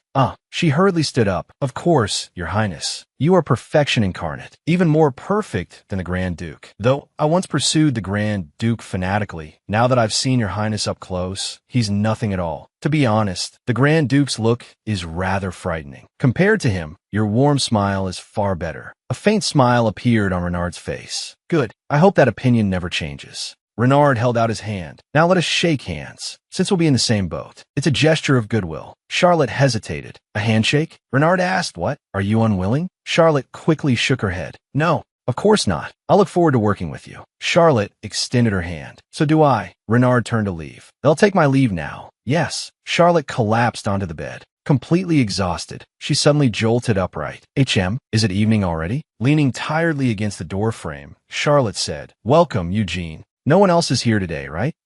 Just me. Then I'll change into my sleepwear. Charlotte bit her fingernail. Eugene also said, His curse had started again, just like Renard's. Renard was once a week, and Eugene seemed to be about once a week too. Charlotte held her head in both hands. My head is splitting. What am I supposed to do about Kyrie and Jaden? Eugene called softly, Charlotte, I'm changed. Charlotte gasped. So cute. Eugene said expressionlessly, can I sleep now? I really want to pet him. Charlotte smiled. Okay, but in return, promise me one small favor. A favor? Eugene asked. Charlotte's expression darkened. It's nothing major. She pulled a rope tight between her hands. Eugene looked at the loop of rope in confusion. A rope? Charlotte explained, that's right. You sleep too wildly, so I need to tie you up. Charlotte remembered the past disaster. I absolutely cannot let that happen again. Eugene muttered uncertainly. Is my sleeping posture really that bad? I never noticed. It's okay. It's not like you can control what you do in your sleep. Gripping the rope with both hands, Charlotte looked at him earnestly. Eugene, would you be willing to be tied up? Okay. Charlotte clumsily wrapped the rope around him. No, not like that. Eugene began instructing Charlotte. You need to tie it like this, or the knot will come loose. You're right. As expected of Eugene. You really know your stuff. Eugene brought his wrists together. I'm ready now. Go ahead and tie me up. Charlotte's cheeks heated up. Why does this feel kind of weird? After tying him up, Charlotte asked, Eugene, how is it? Lying on the bed. Eugene answered, looks good. I can't move. Charlotte explained, the rope is tight, so you won't be able to undo it with your hands. But if necessary, you can cut it. Eugene replied, okay, thank you. Smiling, Charlotte said, no, I'm the one who should be thanking you. You agreed to my unreasonable request. Eugene looked at her. Charlotte, I should be the one thanking you. Charlotte thought, this gentle attitude is worlds apart from Renard's. Is this what healing feels like? Eugene spoke. Cover me with the blanket. Charlotte tucked him in. Sleep well. Make up for all the rest you lost before. Eugene responded softly, You too. A knock sounded at the door. Sister, are you there? It's Jaden. Can I come in for a moment? Charlotte's heart began pounding. This is bad. If he finds me and Eugene like this, he'll think I'm some kind of pervert. The knocking became more urgent. Eugene sat up. Who is it? Charlotte said to Eugene on the bed. Eugene, can you wait a moment? I'll send him away quickly. Okay. Charlotte opened the door. What is it at this hour? Is the house on fire? Jaden stood in the doorway.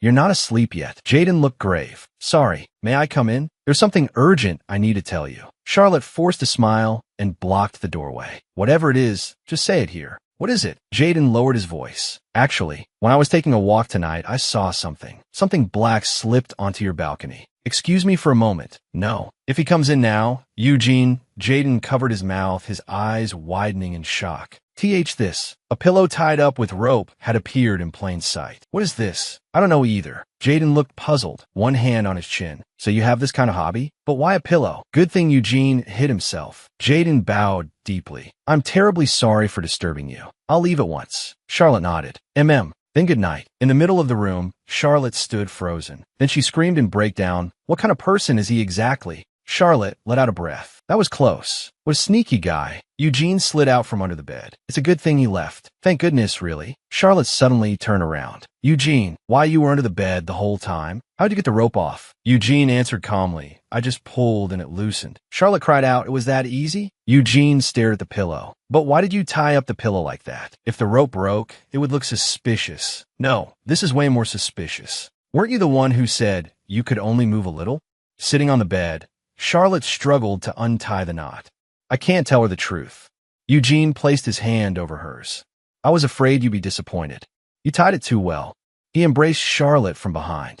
His breath brushed her ear. Charlotte's cheeks flushed. Too close. Eugene's fingers moved deftly, and the knot came undone in an instant. Charlotte turned around. Thank you for being considerate, but you should have told me. Eugene lowered his eyes. Sorry. It's fine. It's not really a mistake anyway. It's late. Let's sleep. Charlotte patted the pillow.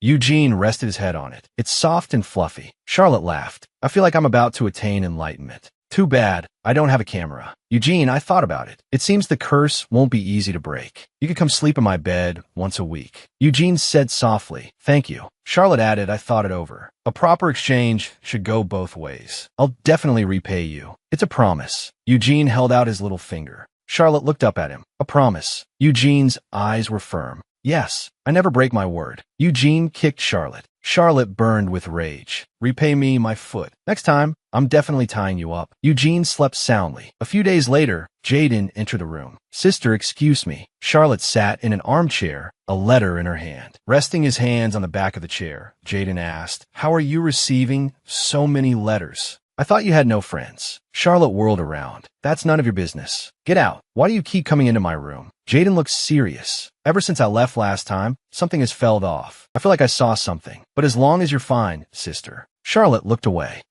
I appreciate the concern, even if it's unnecessary. But now isn't the time. She looked at the letter in her hand. The signature was Kyrie. And starting tomorrow, your house arrest is lifted. So, Jaden's eyes sharpened. Mother has something to say to you. Since you've behaved for half a year, we'll give you one more chance. But if you become involved with Grand Duke Hesserit again, we really will send you to a convent. Conduct yourself accordingly. Charlotte gave a thumbs up with a bright smile. Don't worry, I will never see him again. The next day, at a specialty magic item shop, Charlotte's face turned pale, cold sweat running down her back. It should be fine, right? Cedric's voice rang out. Charlotte Lindsay, it's you again. I was about to ask the same question. Folding his arms, Cedric said, I thought you'd settled down. Turns out your nature doesn't change. Charlotte froze in place. This is bad. At this rate, I'll be sent to a convent. Calm down. I can survive even in a tiger's den. Charlotte covered her mouth and let out a light laugh. Grand Duke Hesserit, what a coincidence. It's been a while. Cedric's gaze was icy. How did you know I'd be here? Did you send someone to follow me? I don't believe it. After all, Charlotte had a long criminal record, tormenting Ella, stalking Cedric, even doing both at once. Charlotte took a deep breath. In that case, I have no choice but to face this head on. Charlotte suddenly dropped to her knees. I am truly very sorry. Cedric froze. What? With her head lowered, Charlotte said, my sins are grave. It's only natural that you would suspect me. No matter how many times I apologize, it won't be enough. I committed countless wrongs against you and Lady Ella. Cedric's eyebrow twitched.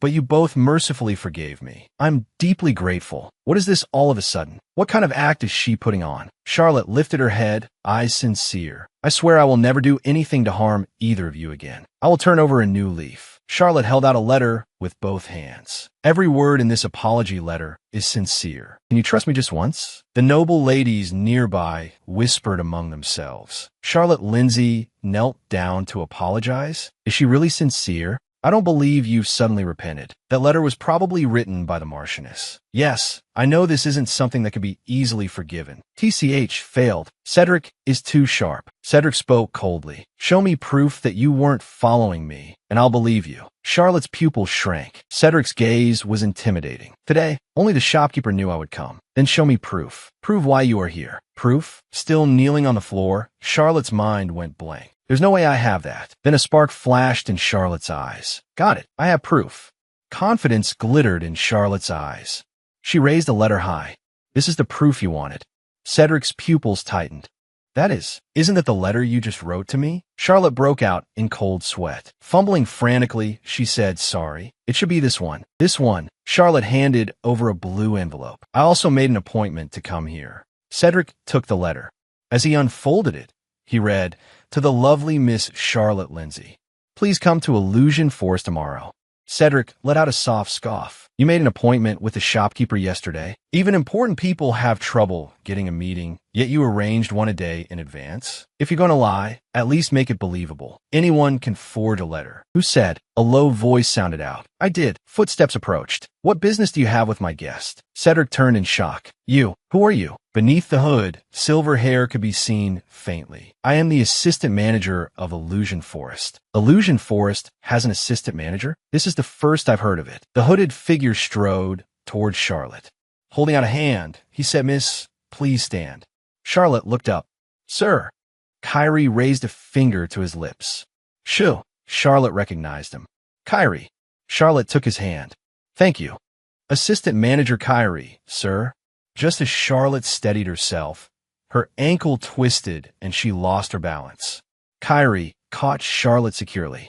Kyrie teased softly. How could you make a lady kneel for so long? Your chivalry is truly impeccable. Charlotte's legs had gone numb. My legs, Cedric spoke up. That is none of your concern. You said you had an appointment with him, correct? Kyrie replied, yes. Then if you'll excuse us, His voice turned gentle. Welcome to Illusion Forest. Miss Charlotte Lindsay, the shop owner is not here at the moment. I'm afraid I'll have to ask you to wait for a while in the VIP room. Cedric let out a dry laugh. The VIP room? Him? I'm quite certain I made an appointment with the shop owner first. If anyone should be going to the VIP room, it should be me. Kyrie turned around, his gaze sharp. I'm afraid that won't be possible. He is my personal VIP. Cedric's tone was firm. I cannot reveal the details, but I came here to investigate a case. Therefore, I must see the shop owner first. Kyrie raised a brow. An investigation? Do you have an official search warrant? No, not yet. Kyrie answered evenly. Then we're under no obligation to prioritize the Grand Duke's request. Cedric's eyes darkened. State your name. Kyrie's violet eyes did not waver. I have no obligation to do that either. I am a mage of the Magic Tower. I am not bound by the class system. Grand Duke Cedric. Cedric's throat tightened. Kyrie ignored him, turned around while supporting Charlotte, and said, Miss Charlotte Lindsay, let me take you to the VIP room. All right. The two of them headed toward a magnificent door. Charlotte asked softly, Is this really all right? Kyrie lowered his head. I'm sorry I came late, my lady. It seems my timing was not the worst possible. Although in my haste just now, I touched you. Charlotte lifted her teacup. Kyrie, it's already been 5 minutes. I want to talk. Are you all right now? Yes. Please don't worry. I've calmed down quite a bit. Kyrie smiled with his eyes closed. We were originally going to discuss the reward I promised you. Correct? I received the letter you sent. Charlotte's hand paused slightly around the teacup. Has he really calmed down? Charlotte said, You look just as nervous as last time. I thought you'd be used to this by now. Charlotte looked a little flustered. How can anyone get used to it after meeting only once? You really are unique. Kyrie could actually speak so confidently in front of Grand Duke Cedric, who is famous for being cold. Kyrie took a sip of tea. Grand Duke Cedric? My impression of him is simply that he's an annoying man. He even made a lady kneel. Didn't you say you liked him? I didn't mean to speak ill of him. Kyrie suddenly shot to his feet, and the teacup flew into the air. I don't like him. I said I've already given up on him. More importantly, your cup is about to fall. Kyrie lifted a hand, and a soft light caught Charlotte's teacup. You gave up on the Grand Duke? Charlotte looked at the floating cup. Yes, I only knelt earlier to apologize. Kyrie let out a sigh of relief. That's good. Smiling, he added, A lady like you is wasted on him. Charlotte pressed her lips together. Kyrie has issues with women, yet he's so kind to me. It must be because of the curse. Charlotte laughed softly. You flatter me too much. Kyrie shook his head. I mean it sincerely. My identity as the vice manager has not been made public, and yet you discover my connection to this shop through sheer insight. That was just luck.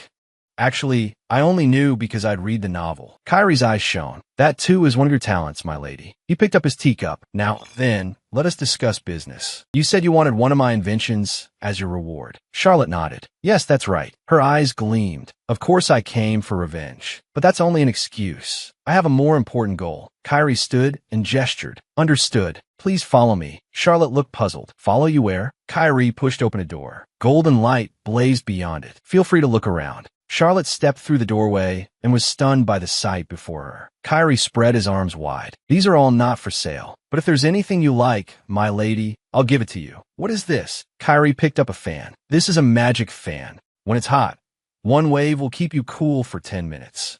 Charlotte's eyes lit up. In a fantasy world without air conditioning, this was basically a holy relic. Kyrie picked up an incense burner. This incense burner repels any insect.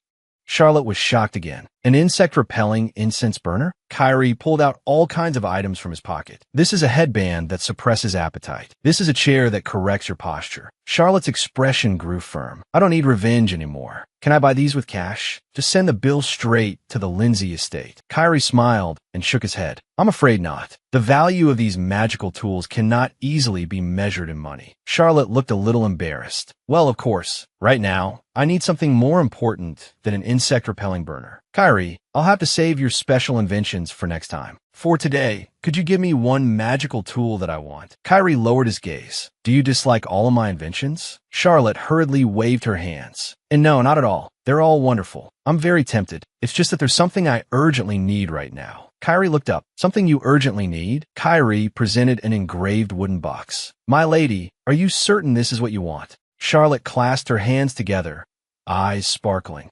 Of course. This is exactly what I want. She opened the box and smiled brightly.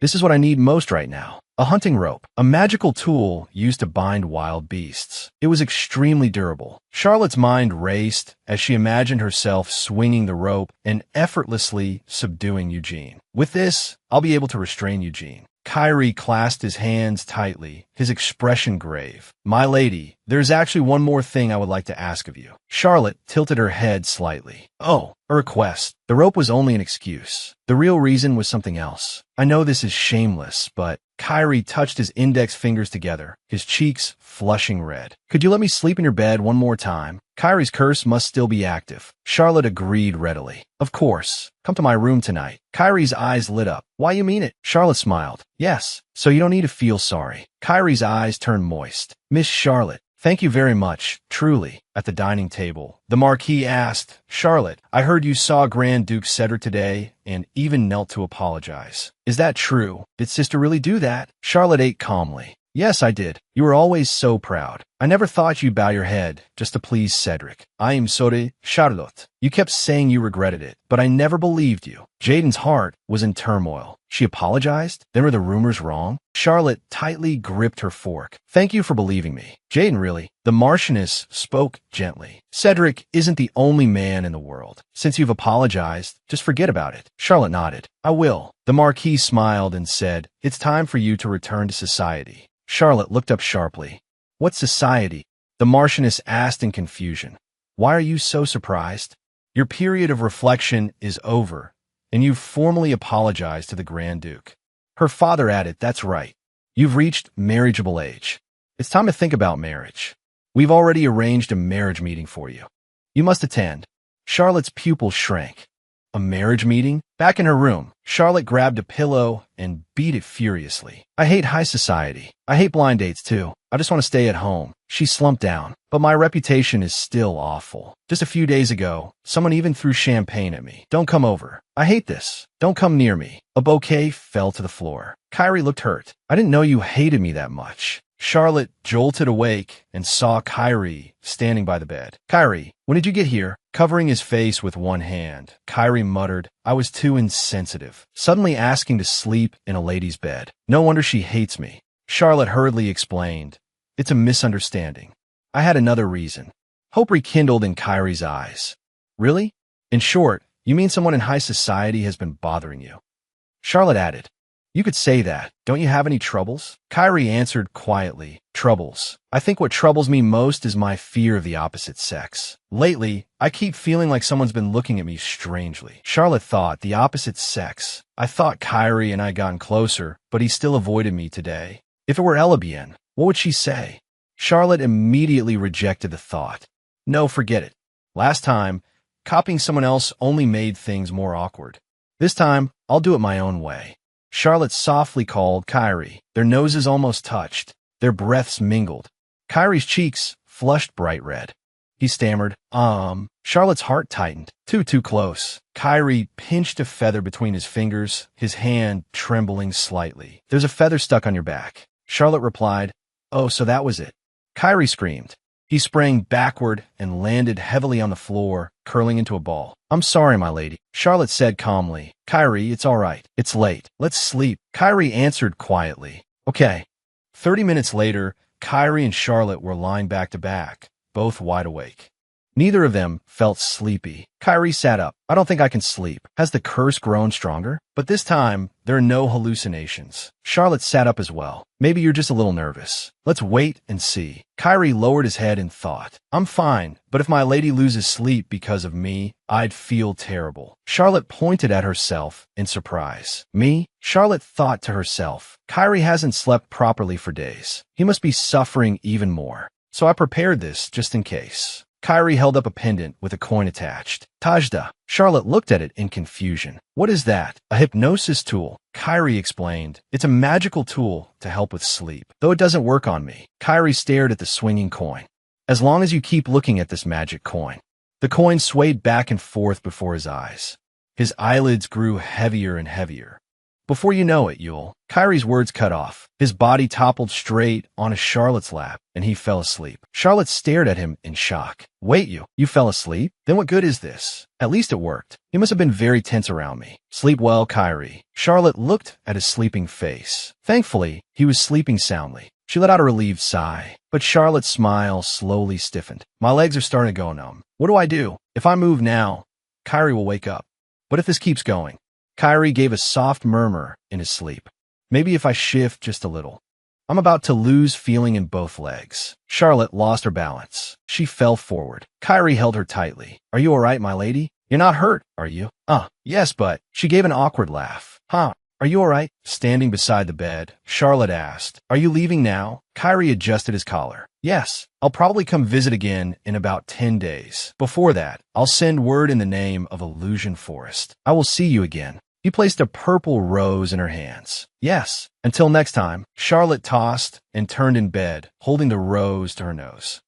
It smells wonderful. I won't go out today. I'll just roll around like this. Charlotte suddenly opened her eyes. No, I should still go out. Could Jaden have come? But at the door stood the Marchioness. Charlotte, did you sleep well? Charlotte froze. Mother, the woman pointed at the flower in her hand. What's with that flower? Did that womanizing mage send you another basket of flowers? Charlotte laughed awkwardly. Ha, no. Why did you come so early? The Marchioness announced, the date has been decided. I came to let you know. A lady needs a long time to get ready. Charlotte looked confused. A date? The Marchioness smiled. Of course, your marriage meeting. Charlotte was struck like lightning. I completely forgot. The Marchioness looked at Charlotte. What's with that expression? Young Master Seradona isn't just anyone. He's famous for his handsome looks. I thought you'd like that. Charlotte's eyes widened. Handsome looks? Anyway, I should at least go to the marriage meeting once. Charlotte clenched her fists to encourage herself. A few days later, the Seradona Count family had an even longer history than the Lindsay Marquis family.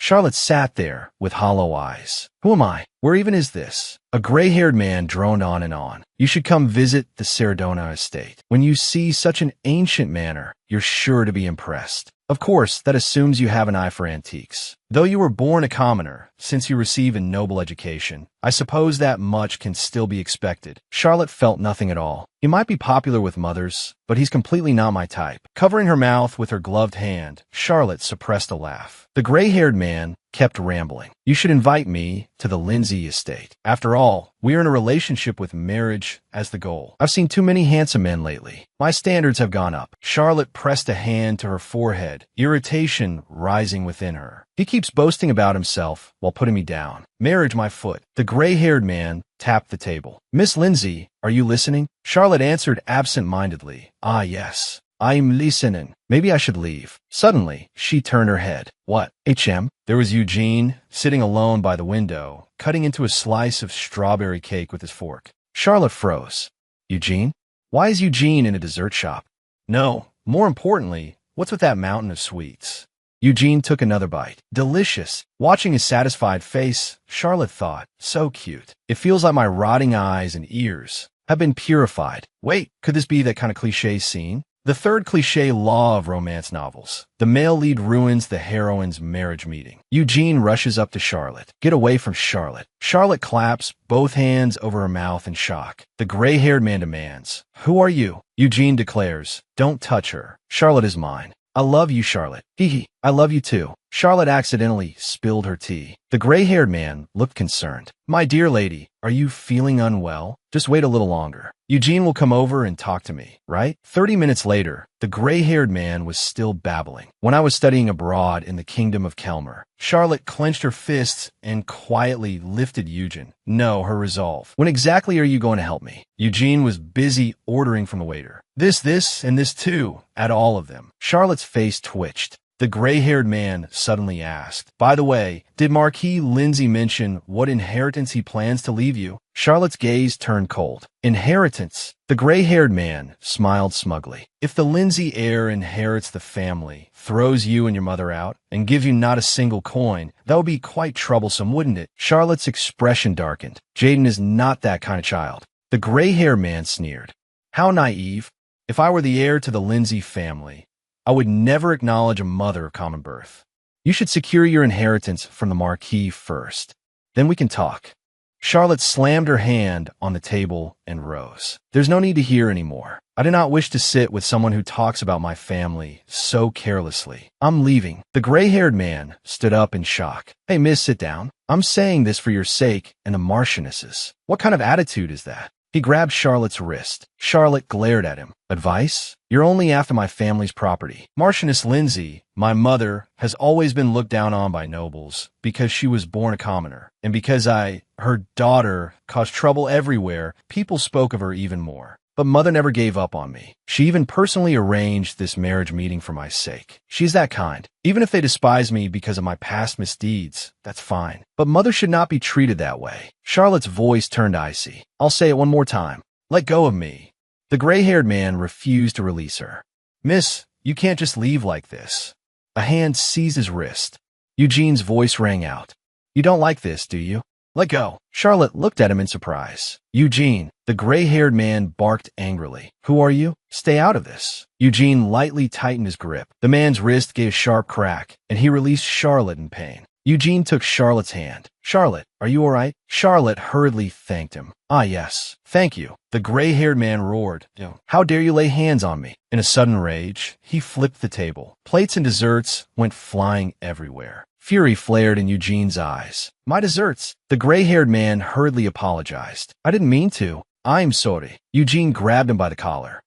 Charlotte hurriedly pulled him back. Eugene, stop. The shop staff rushed over. What happened here? Charlotte grabbed Eugene. It sounds like the employees. Let's run. Eugene protested. But my desserts. Charlotte cried anxiously. I'll buy you more later. As many as you want. Eugene's eyes lit up. Really? Eugene agreed. All right. Charlotte suddenly felt light. Her feet left the ground. Eugene scooped her up. Hold on tight. Noise rose from outside. Someone fainted. Catch the culprit over there. Eugene stepped onto the balcony, railing, and jumped. Holding Charlotte, he dropped from a great height. The wind swept through Charlotte's blonde hair. She squeezed her eyes shut and let out a scream. He landed with her in his arms, his gaze sweeping toward the distant attendants. Judging by their expressions, they wouldn't be catching up. Eugene lowered his head and asked softly, Can you walk on your own now, Charlotte? Charlotte's cheeks flushed. Oh, of course I can. She abruptly turned around. Eugene, I'll think about this Princess Carrie later. My heart won't calm down at all. And just like that, my first marriage meeting ended. When her parents heard what had happened, they flew into a rage. How dare he say such things to my daughter? I'm going to lodge a protest at once. Her mother promised her she would never arrange another marriage meeting again. And so, I regained my freedom. Charlotte's eyes grew resolute. Now it's time to do what I need to do. Sunlight filled the kitchen. Baking tools were lined up neatly. Charlotte put on a chef's hat, tied her apron, crossed her arms, and stood there full of confidence. Since it's a gift, homemade cookies will be better. Elabien said so too. Charlotte picked up a baking tray. Freshly baked cookies rested on it. I love cookies. It's not like I couldn't cook in my previous life. Baking cookies should be easy. A tray of scorched black cookies emitted an ominous dark aura, like completely burnt coal. I forgot this fantasy world doesn't have electric ovens. Charlotte collapsed to her knees. She completely broke down. It's fine. I still have a way. Charlotte sprang to her feet. Eugene stopped in his tracks. So soft, so fragrant.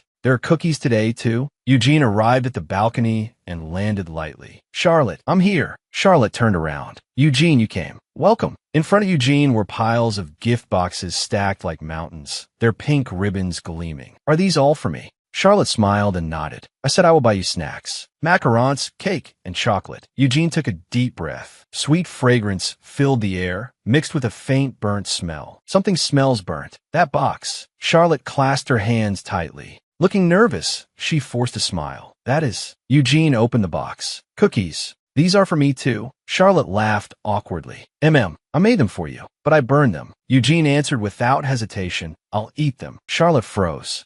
They might not taste very good. Eugene picked one up. It's all right. He put the charred cookie into his mouth and chewed. It cracked crisply. Eugene's eyes softened. You made this for me. Charlotte's cheeks burned. Eugene, the cookies definitely don't taste good. They're probably bad for your health too. Spit them out. Eugene kept eating. I'll still finish all of them. It's getting late. I'll take the rest tomorrow. Gazing at her, Eugene said, Thank you, Charlotte. Charlotte turned to face him. Let's go to sleep now. Charlotte pulled hard on the thick rope. The knot bound Eugene tightly. Eugene looked at the restraints around him. Charlotte, where did you get this rope? It's so strong. Charlotte stood tall with her hands on her hips, looking proud. I bought it from a magic shop. They say it's specially made for dealing with wild beasts. Charlotte closed her eyes and smiled blissfully. Now I can finally sleep soundly with Eugene. Eugene leaned closer to Charlotte. Charlotte instantly backed away, her cheeks blazing red. Why? You startled me. Just in case the rope loosens, you'd better hold on tight here. Charlotte looked at the knot. All right, I'll try. Having to hold the rope just to sleep is such a pain. I spent all day running around dessert shops today. I am exhausted. My sweet sleep. Charlotte hugged Eugene from behind and gripped the rope even tighter. Like this. Eugene kept his eyes closed. This position is way too embarrassing. Charlotte's cheeks burned. Eugene, is this okay? Wait, he's already asleep. What a strange thing to feel shy about. I should sleep too. Morning came, and a white dove flew over the castle. A scream tore through the air. Eugene shot upright. The rope lay scattered on the floor. Charlotte, are you all right? Charlotte trembled all over.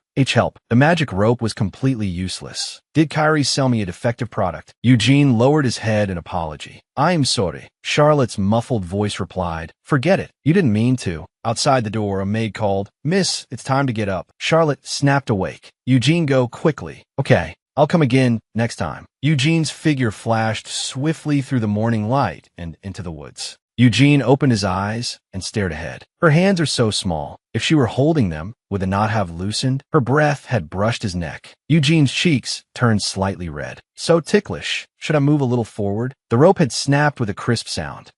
It broke. Eugene walked along the forest path. So soft, so fragrant, and so ticklish. He recalled last night's sensation. The side of his face faintly flushed. I hope the week passes quickly. Charlotte entered the garden. The Marchioness lifted her teacup, looking concerned. Charlotte, did you not sleep well? Charlotte forced a smile, her body trembling slightly. Yes, a little. The Marchioness continued. That marriage meeting must have made you very unhappy. You're still bothered by it, aren't you? Charlotte waved a hand. It's all in the past. I'm Euphina. The Marchioness abruptly changed the subject. So, your birthday is coming soon, isn't it? It may not count as much of a gift, but Charlotte's eyes lit up. A mountain of gold or a beach vacation? Just imagining it was wonderful. The Marchioness spread her arms dramatically. We're going to hold a grand birthday banquet for you. Charlotte's fantasy shattered instantly. What? She jumped to her feet in horror. A birthday banquet? The Marchioness beamed. Don't refuse. Just accept it.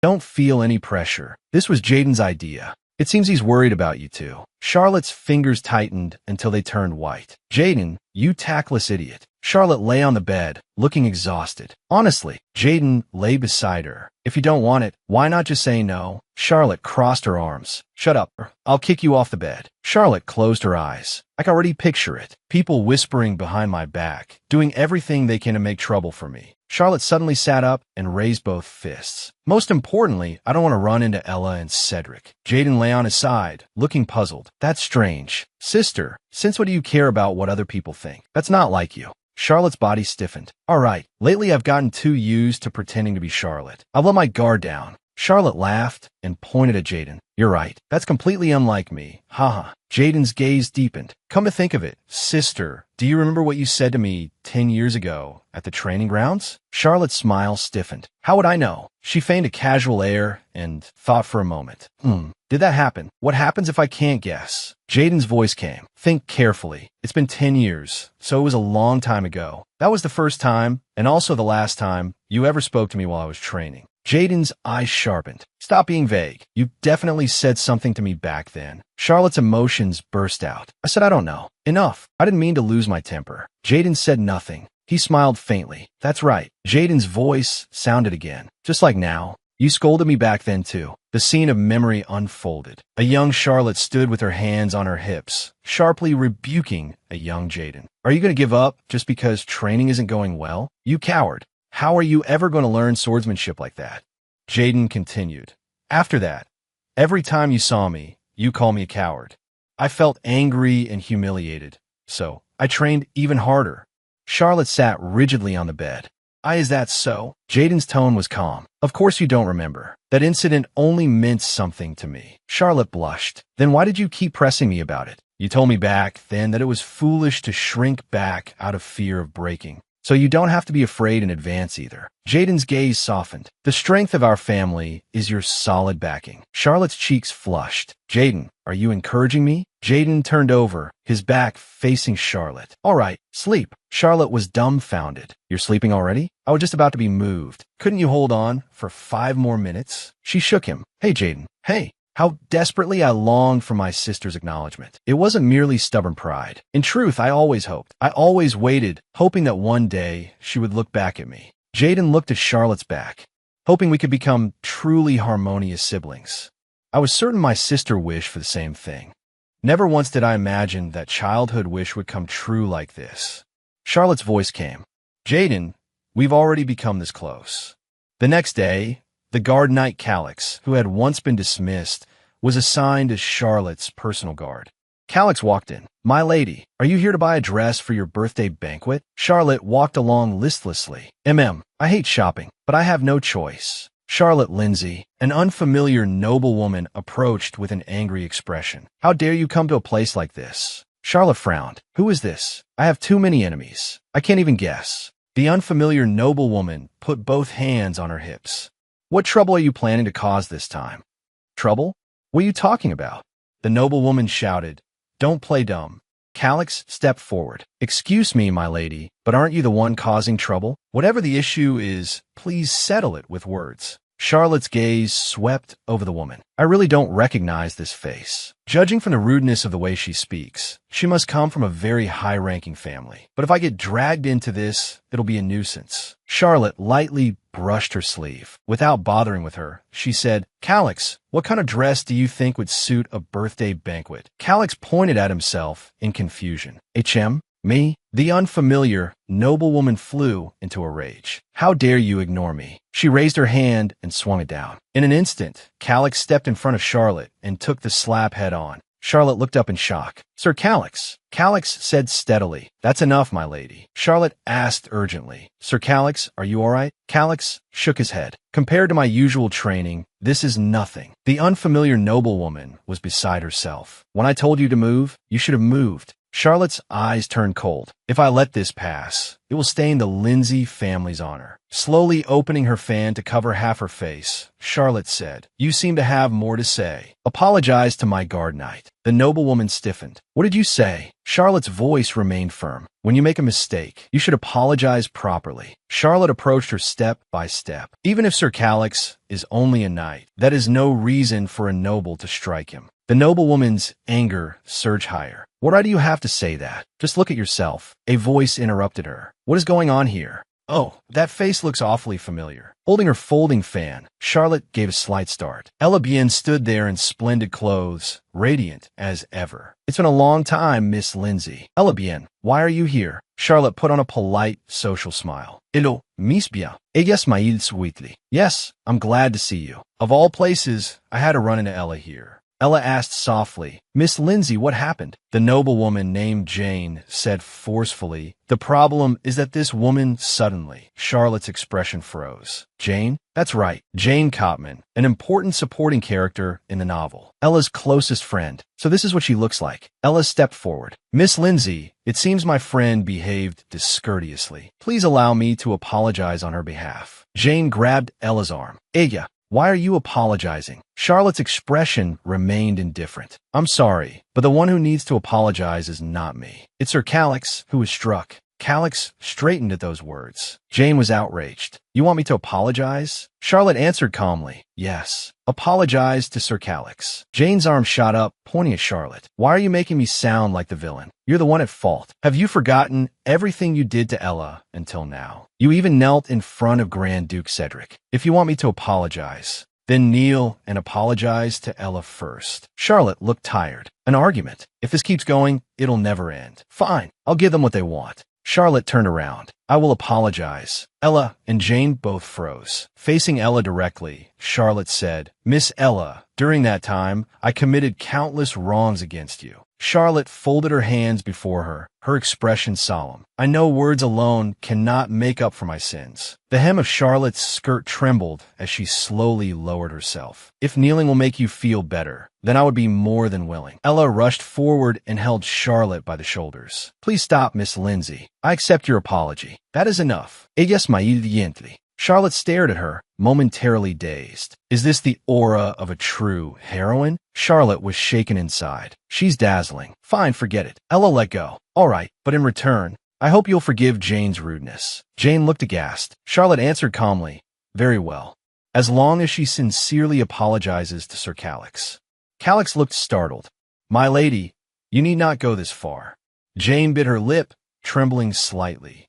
Ella took Jane's hand. Jane, I know you are a good person. I know you acted rashly today only because you were worried about me. Most importantly, Ella is someone who can admit when she is wrong and knows how to apologize, isn't she? Jane's cheeks reddened. Igriegagis. Jane bowed deeply to Calix. I'm sorry, Sir Knight. I offended you. Calix accepted the apology. As expected of the heroine, Ella's words carried a strange power that could move people's hearts. If I'm going to keep dealing with the male leads, then I'm bound to run into Ella and Jane. Charlotte's eyes sharpened. In that case, Miss Cotman, I also apologize for my previous discourtesy toward you. Turning slightly toward her, Charlotte said, Miss Jane, this is the first time I've met you, but because of my excessive hostility toward Ella, I slandered you before. Jane looked stunned. Is this really the Charlotte I know? Charlotte turned away. I won't disturb the ladies shopping any longer. Let's go back, Sir Calix. Calix asked in confusion. What? Aren't you still going to look at dresses? Ella suddenly spoke. Miss Lindsay, please wait. Grand Duke Cedric once warned me to be careful of you. Ella clasped her hands together, smiling sincerely. But I would like to know you better. I heard you'll be holding a birthday banquet soon. Could you give me an invitation? Jane looked horrified. Ella. Charlotte was startled. An invitation? What's she trying to do? If she comes, Cedric will come too. Please, just stay away from me. Ella looked at her expectantly. Is that too unreasonable a request? Charlotte drew a deep breath. All right, I'll have one sent to your residence. The setting sun shone over the Lindsay estate. Charlotte leaned against the door in frustration. In the end, I still didn't buy a dress. I only bought a useless fan. Charlotte flung herself onto the bed. I'll bathe later. A voice spoke. You came back late. Charlotte jerked her head up. Renard stood by the bed, papers in hand. Charlotte nearly jumped out of her skin. Your Highness the Crown Prince? Why are you in my room? Renard removed his glasses. Might informed you earlier today. Charlotte covered her face with both hands. I forgot. Please spare my life, Your Highness. Renard chuckled lightly. I heard you're holding a birthday banquet. Charlotte's heart tightened. The birthday banquet. Yes, it wasn't my idea, but it's already been decided. Renard held out his hand, smiling brightly. Then where is my invitation? What? Charlotte looked blank. Your invitation? Renard's smile didn't fade. How could I possibly miss your birthday banquet? Charlotte looked tense. Your Highness, if you suddenly attend my banquet, wouldn't that be risky? Renard smiled mildly. What risk? Charlotte panicked inside. In the novel, Renard only did what benefited him. Why is he suddenly acting like this? People would find it strange. It would become a scandal. Charlotte gestured nervously as she explained, and they would definitely assume there must be some special reason for the Crown Prince to attend the birthday banquet of a troublesome girl like me. Renard's smile vanished. A troublesome girl? Charlotte gave a bitter smile. As you know, my reputation in high society is not very good. If I drag you into this, it would do you no good at all, Your Highness. Renard answered evenly. Indeed, I have heard quite a few rumors about you. They all say you are arrogant, rude, and a terrible villainess. Charlotte let out a breath of relief. You probably won't insist on coming now. Renard asked, didn't you go out to choose a dress today? If the rumors were true, why did you return empty-handed? Do you dislike shopping? Or did the boutique make you uncomfortable? How could that be? Renard lifted Charlotte's chin. I only believe what I see. He stared at Charlotte. You're not the sort of person who torments others. She forcefully pushed Renard away. Were you following me all day today? Renard lowered his gaze. Impossible. My informants are spread throughout the entire empire. Charlotte stared in disbelief. Ah, so you really have been having people watch me all this time? Renard shook his head lightly. Enough, Miss Charlotte. Don't exaggerate. I merely happened to receive a report. Charlotte turned away. The crown prince himself being a stalker? No way. Maybe I'm just too famous. Renard laughed softly. Teasing you is quite amusing. The matter of the banquet was only a joke. Stop making that frightened raccoon face. Raccoon? Charlotte turned around. If I could entertain you, that is my honor, your highness. Still, I am curious. Who will be attending my birthday banquet? Will Grand Duke Cedric be there as well? Charlotte stammered, I'm not sure. Probably. Renard's gaze sharpened. You're not nervous because you'll see him, are you? After all, you once had feelings for him. Charlotte immediately put on a brilliant smile. I told you before, there is absolutely nothing left between us. Renard stared at her. Really? His smile shone like sunlight. That's good. Charlotte glanced at him from the corner of her eye. Why did he look relieved? Still, he seemed happy. She turned over and rolled across the bed, getting ready to sleep.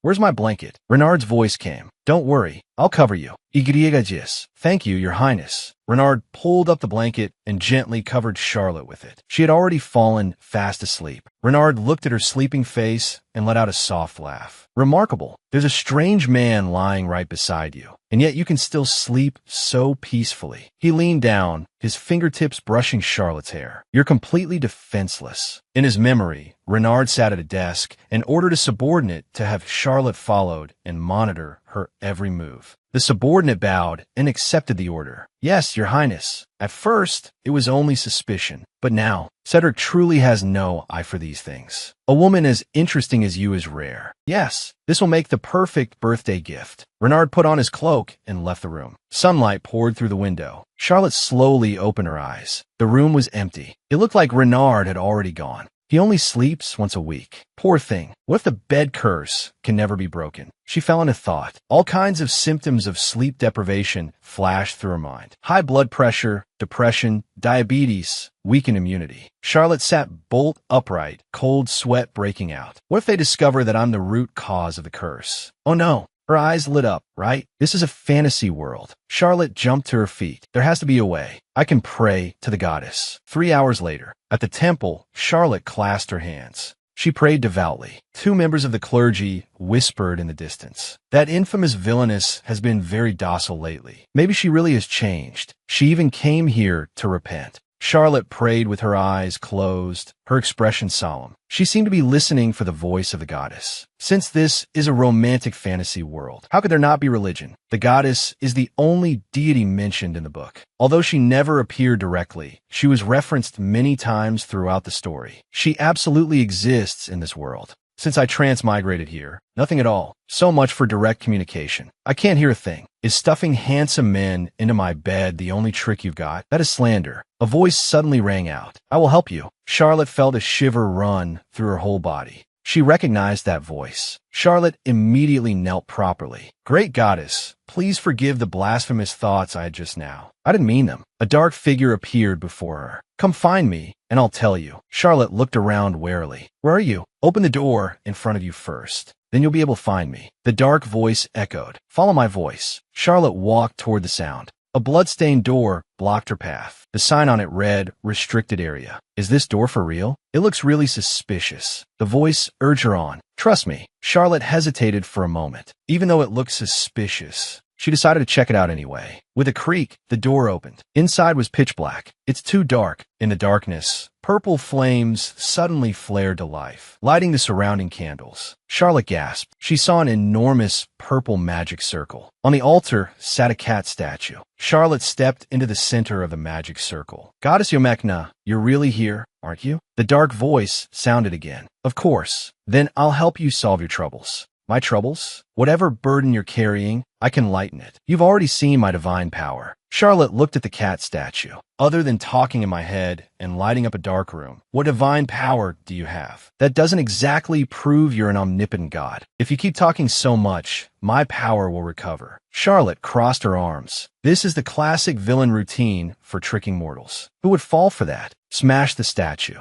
Break it. I shall grant you eternal wealth and glory. Charlotte clenched her fists. This was a textbook villain, deceiving foolish mortals. If you don't do it, I'll curse you. Hurry and smash the statue. She laughed scornfully. Oh, how terrifying. If you really had that kind of power, you would have done it yourself already. A man in priestly robes appeared in the doorway. Is someone there? I definitely heard voices. Charlotte went pale. Oh no, She turned to hide, but her arm hit something. She stumbled. The cat statue slid off the altar and fell toward the ground. It shattered into pieces. Charlotte covered her mouth in horror. Oh no, fragments all over the floor. A shattered, suspiciously sinister statue. A restricted area. And the villainous Charlotte caught at the scene. If they discover me, I'm dead. Straight to the execution ending. Charlotte lowered her gaze to the wreckage. Then black mist began to swirl. The purple gem inside the statue cracked and dissolved into powder. Charlotte immediately broke into a radiant smile. About that wealth and glory you mentioned earlier. Can I have both? How could I possibly give them to you? A young man stood by the window. So it was just a cat. Hooves clattered against the stone road as a luxurious carriage rolled past. Charlotte sat inside the carriage, gazing out the window. I ran out of the room right away, but in her memory, Charlotte clasped her hands together. Sir, elder, holy being, I'm sorry. It was all my fault. A voice came from the darkness. The seal has been broken, and I'm in a good mood, so I'll make an exception and forgive you. Charlotte's thoughts returned to the carriage, a suspicious altar inside the Grand Temple. It wasn't mentioned in the novel at all. How strange. My head feels so heavy. I need to get back and rest. Charlotte sat before her dressing table while a maid brushed her blonde hair. All right, no one has my bed reserved tonight. I can finally get some proper rest. Charlotte looked at herself in the mirror. A black cat was sitting squarely atop her head. HM? Charlotte suddenly realized. What is this? Why is there a cat on my head? The maid looked at her blankly. Miss, what cat are you talking about? Charlotte pointed upward. You can't see it? Get off me now. Charlotte frantically clawed at her hair, flinging the black cat into the air. The maid covered her mouth in alarm. I just finished fixing your hair. The black cat landed gracefully. You really are an interesting human. Following you is definitely the right choice. Charlotte pointed at him in shock. What? It can talk. The maid bowed and withdrew. Miss, you seem very tired. I'll take my leave. Charlotte shuddered. Are you that fake god statue? The black cat bristled. How dare you call me fake? Charlotte changed expressions at once and forced on a flattering smile. Ah, that's not what I meant. It's my honor to receive such an esteemed guest. Is there anything you wish to command me to do? The black cat licked its paw. Nothing much. I was just curious what kind of human you are, so I followed you here. And I'm bored. I'll be staying here for the time being. Just know that. Charlotte charged at him angrily. What did you say? Who gave you permission? The black cat sat primly. I did. Charlotte roared. No, get out. Charlotte lunged at the black cat. Please get out of my room. The black cat dodged to the side. This is animal abuse. The black cat licked its paw. Let me tell you something. Only you can see me, so give up trying to drive me out. Charlotte slumped down onto the bed. So, are you really going to stay here forever? The black cat crouched beside her. Yes, until I get bored. Charlotte stared at him blankly. What exactly are you? I'm a god long forgotten. Essentially the same as the Yomekna you all worship. But we are beings that must never meet. Charlotte fell into thought. He can't meet the goddess Yomekna, and he was sealed inside the Grand Temple. Could this be the setup where a good god opposes an evil god? Her eyes lit up. Dark god. Then is your goal to gather strength and fight against the goddess Yomekna? The black cat looked disgusted. What? Of course not. I'd be completely at a disadvantage. And what do you mean, evil god? Charlotte pressed on. Then what is your goal? The black cat turned around, facing away from a blackboard labeled plan. I was sealed for too long, and most of my divine power disappeared. So I intend to rest while slowly regaining my strength and live a quiet, ordinary life.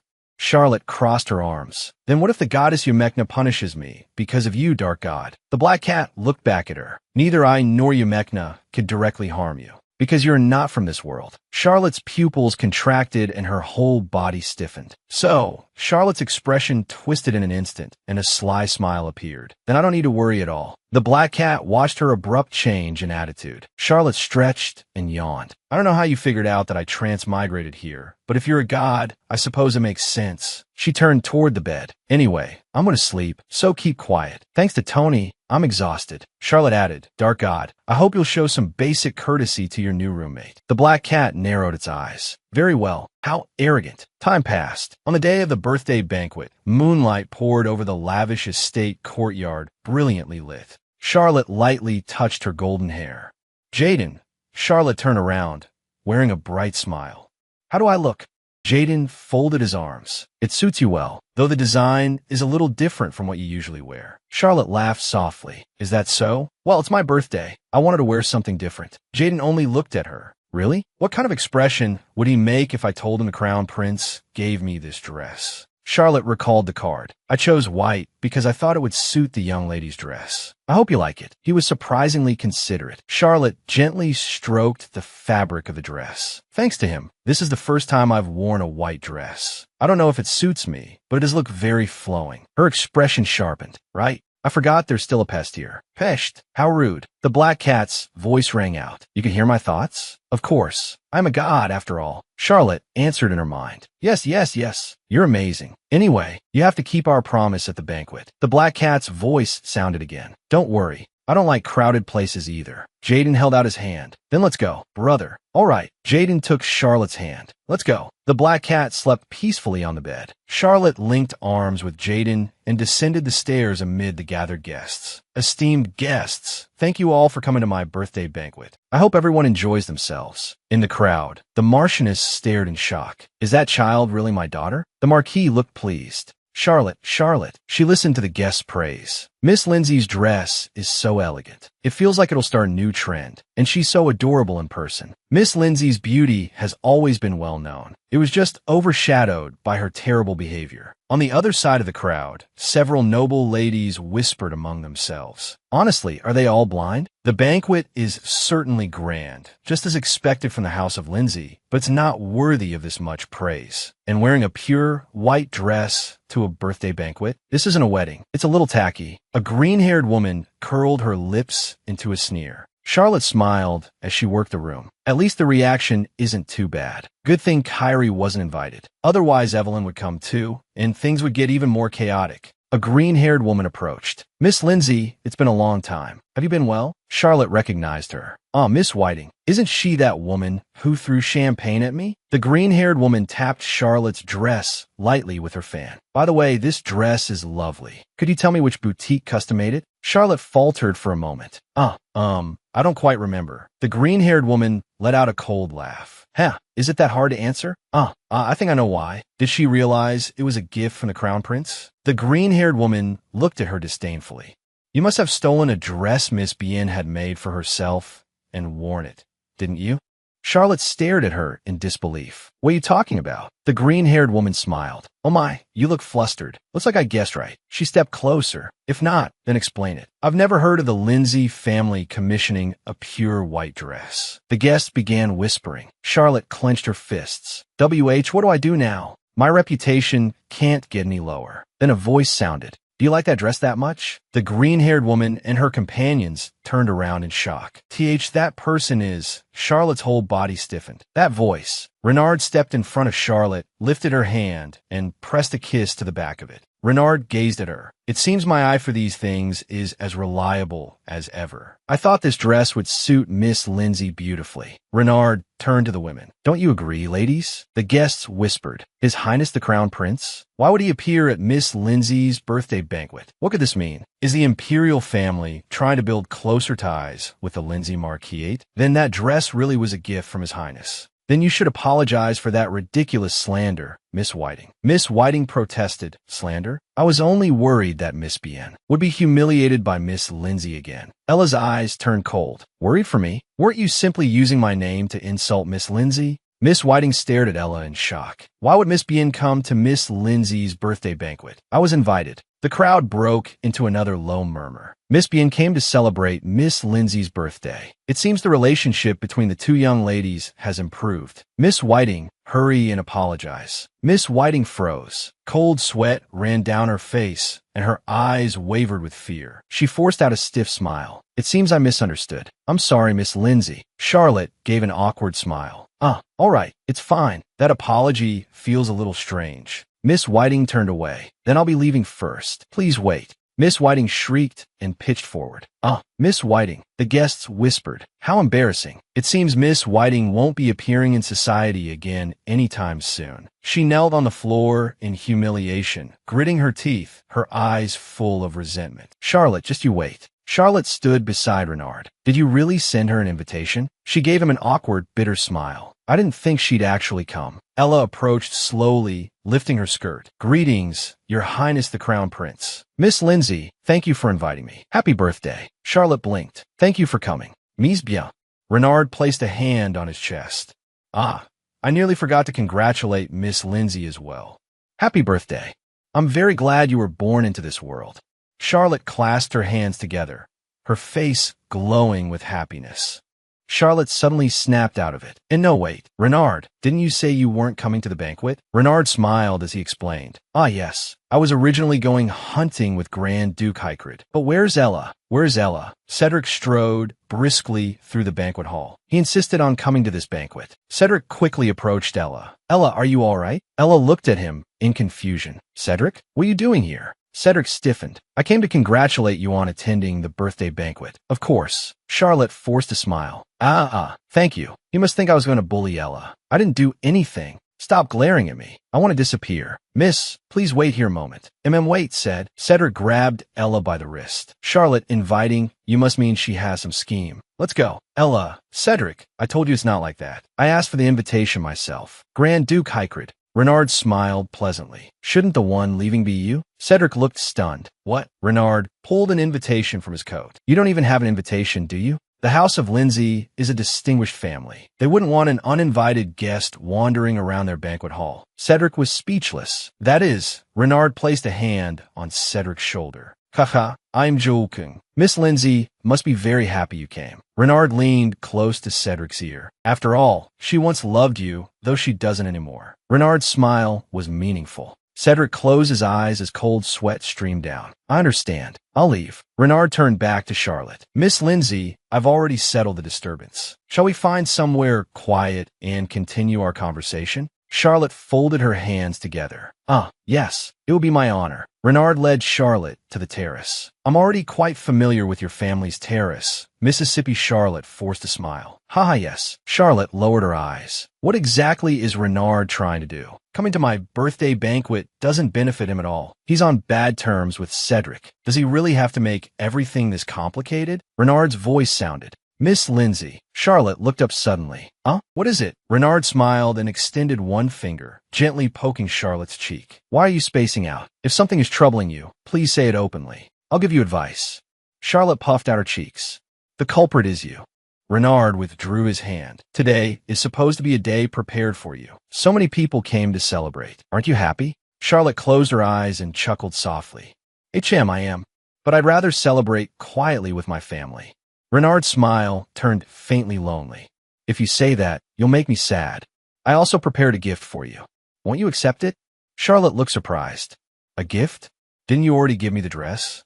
A dress alone isn't perfect. I still haven't given you the most important thing. Renard took out a jewelry box. Miss Lindsay. Renard knelt on one knee and opened the box. Inside, a diamond ring sparkled. I'll ask you again. Marry me. A scream rang out in the distance. Charlotte grabbed the railing in alarm. A scream? What happened? Your Highness, quickly. Let's go. Renard remained where he was. Let's go. Outside the banquet hall, what is that? The guests whispered. Renard and Charlotte both looked toward the entrance.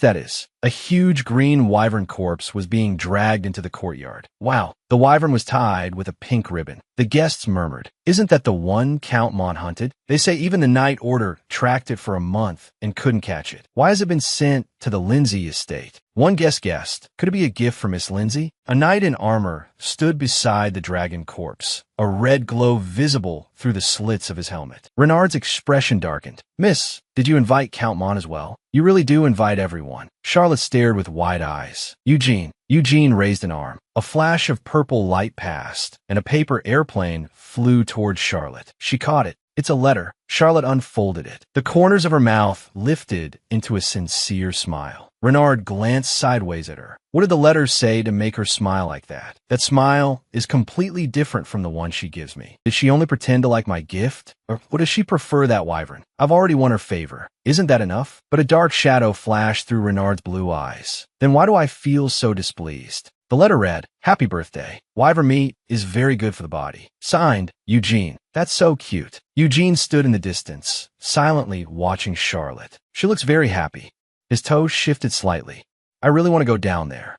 She praised me. The guests whispered, as expected of Count Mont of the Borderlands. That armor is striking. The Hesse Mercenary Corps must want stronger ties with the Lindsay family. After all, the Lindsays wield enormous influence in the capital. Mercenaries really know how to play their cards. Eugene turned his back to the crowd. Wasn't that? A strange man pointed at Eugene. You could give a gift to that chrysanthemum-haired young lady, but don't let anyone else notice. Eugene stood in the shadows. If I show up now, Ian will definitely nag me again. And there are a few people I want to avoid. Why would the Crown Prince be at Charlotte's birthday banquet? In his memory, Ian raised one finger. Please, getting close to the Imperial family only brings trouble. Avoid them whenever possible. Commander, we have a mission here. Don't forget. Eugene lowered his gaze. Yeah, I know. He leapt down from the balcony, disappearing into the night. Inside the banquet hall, people whispered. Count Mont has left the hall. Our eyes met for just a second. I swear my legs went weak. Charlotte looked toward the balcony. He's already gone. Well, he was too conspicuous. What a pity. I definitely need to thank him properly later. Renard's eyes sharpened. The leader of the Hesse Mercenary Corps give a gift to the House of Lindsay. It doesn't look like they have any deep connection. Why am I so bothered by this? How strange. I'll investigate it quietly later. Miss Lindsay. Charlotte turned at the sound.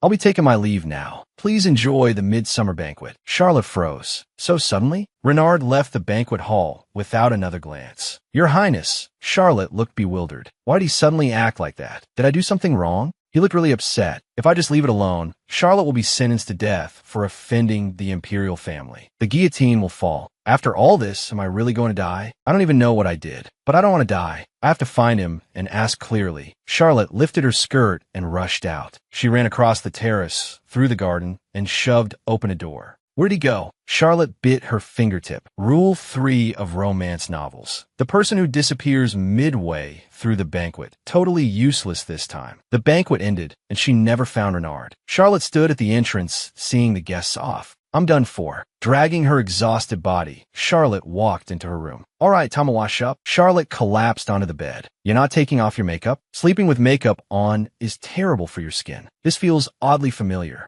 Renard sat at the bedside. It seems the banquet is over. Why are you here? Renard tilted his head. Calm down. I'm not staying the night here. Charlotte jolted upright. Your Highness, are you not angry anymore? Renard looked puzzled. Angry? Me? He thoughtfully touched his earlobe and said nothing. He pinched his chin, sinking into thought. Renard put a hand to his forehead. Perhaps you're right, Mississippi. I think I really was angry. I'm not sure what made me angry, and I don't know why I waited here for you. But one thing is certain. Renard took Charlotte's hand. A sapphire-studded ring gleamed brightly. Charlotte gasped. A ring. Renard slid the ring onto her finger. From the moment I saw you at the banquet, I've wanted to do this. Renard turned to leave. Next time, I'll prepare a gift you like even more. A grander gift than a wyvern. Charlotte answered blankly.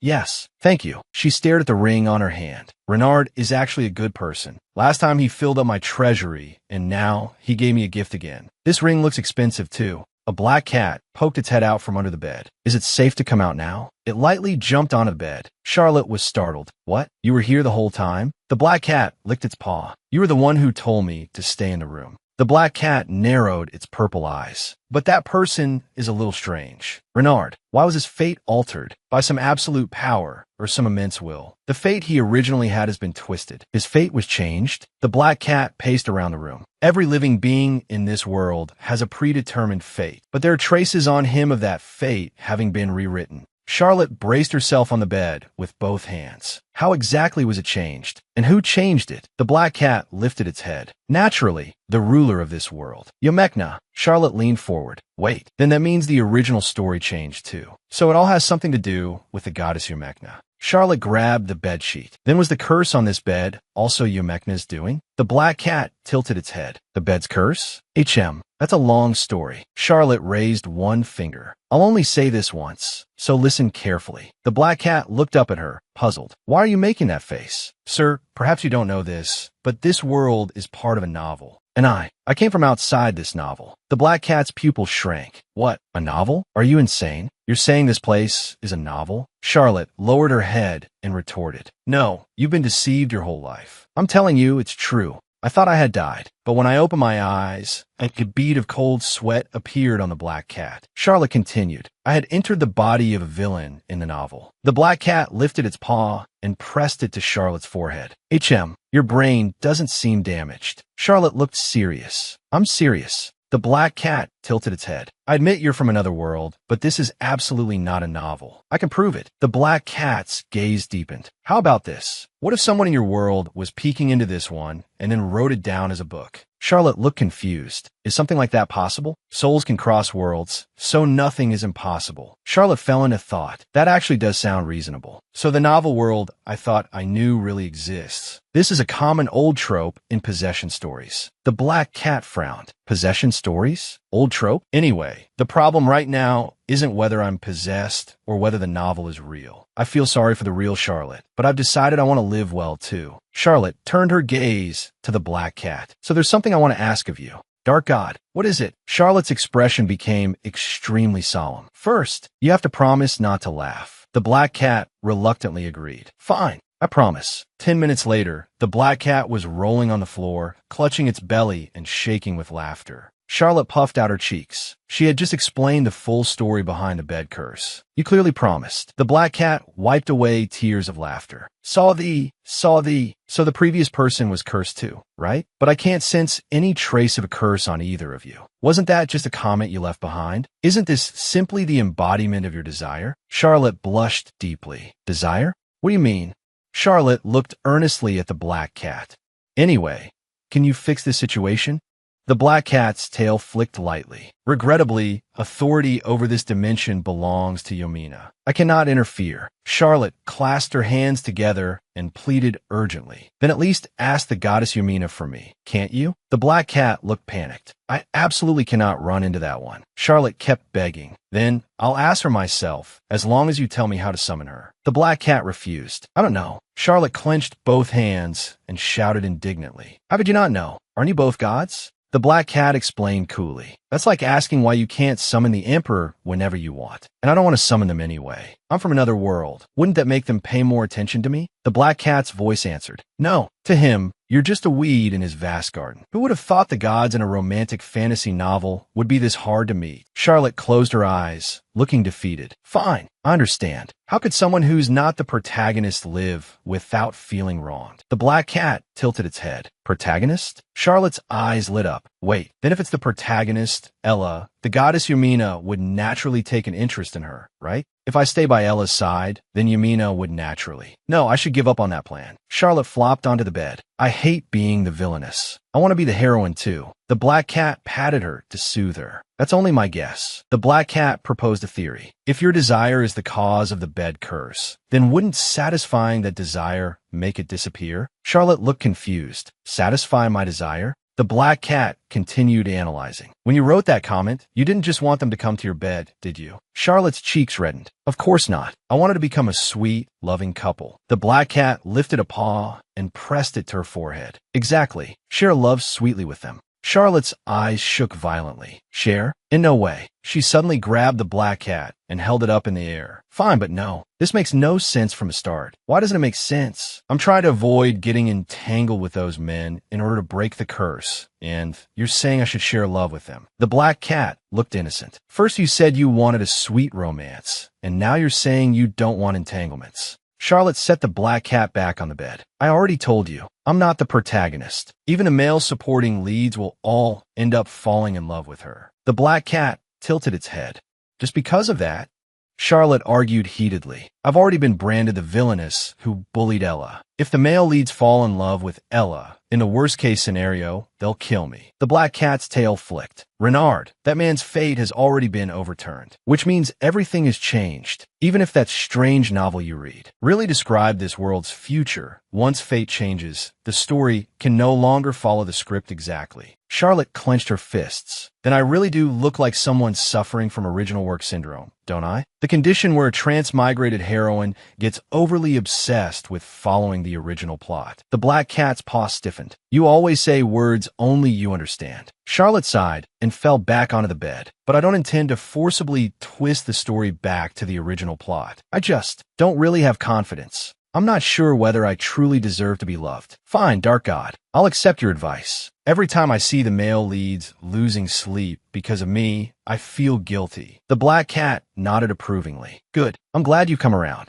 Strictly speaking, you were reborn into this world. So forget your previous life and start over in this world. Charlotte closed her eyes and let out a soft sigh. Yes, I'll try. Magic Tower. Illusion Forest. Kyrie looked shocked. The magic rope snapped. Charlotte crossed her arms, looking unwilling. Yes, didn't you sell me a defective product? Kyrie hurriedly waved his hands. Impossible. That was a powerful item capable of restraining a beast as large as a house. In any case, I'm sorry for troubling you. Mississippi Kyrie looked hurt. Are you angry because you didn't even invite me to your birthday banquet? Charlotte's eyes went hazy. Even his melancholy expression is so handsome. Charlotte suddenly snapped back to herself. Oh no, what am I thinking? Ever since I changed my mindset after listening to the Dark God, he looks different to me too. Have I put on love filters? Charlotte pressed a hand to her chest and smiled as she explained. I deliberately didn't invite you because there would be lots of women at the banquet. I was afraid you'd feel uncomfortable. That's wonderful then. Don't worry about that now. Lately I've been studying noble society very hard. Noble ecology. The booklet showed a noble giving formal wear to a commoner. It says that when a noble gives clothing as a gift to a commoner, it means they dislike how shabby the other person dresses. Charlotte's face darkened. Nonsense. Throw it away right now. Not a single line in there is correct. Kyrie trembled all over. How can that be? All of it is wrong? Then have I been turning into a slime all this time? What advice would Ella give in a situation like this? It will be something warm and helpful. Charlotte's eyes lit up. Right, that's it. This is the original plot I wrote down after transmigrating into this novel. When I first entered this body, I desperately tried to remember everything like every transmigrator does and wrote down a novel's plot. Kyrie quietly leaned closer. Miss, what are you looking at? You're smiling so happily. Charlotte suddenly came to herself and quickly snapped the notebook shut.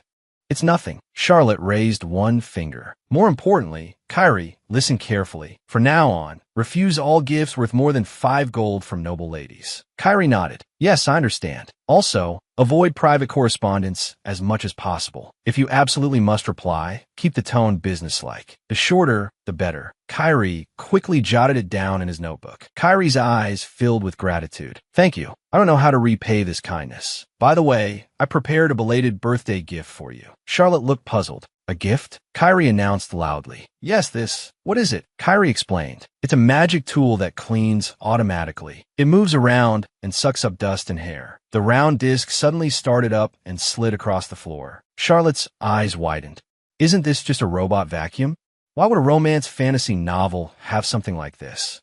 Kyrie added, it's very convenient. The downside is that it regularly consumes magic stones. Magic stones are expensive. Wouldn't it be cheaper to just hire a maid to clean instead of using magic stones? Kyrie looked struck by lightning. A scale tipped inside his mind. I didn't think of that. Does that make this invention a failure? Charlotte reached out and stopped the robot vacuum. No, she picked it up in her arms. I like it. Your invention is just part of the trial and error process. How many things became widespread the moment they were invented? Charlotte looked up at Kyrie. Maybe someday in the future, every household will be using your invention. Kyrie stared at her. Mississippi, thank you so much. Charlotte smiled. You're welcome. I'll also place a large order for magic stones while I'm at it. The bill, of course, can be sent to the ducal estate. Miss, may I ask you one more thing? The next day, in the bookstore, the light was soft. Charlotte moved between the bookshelves and stopped. This is the place where the stalker who harassed my little bunny is supposed to appear.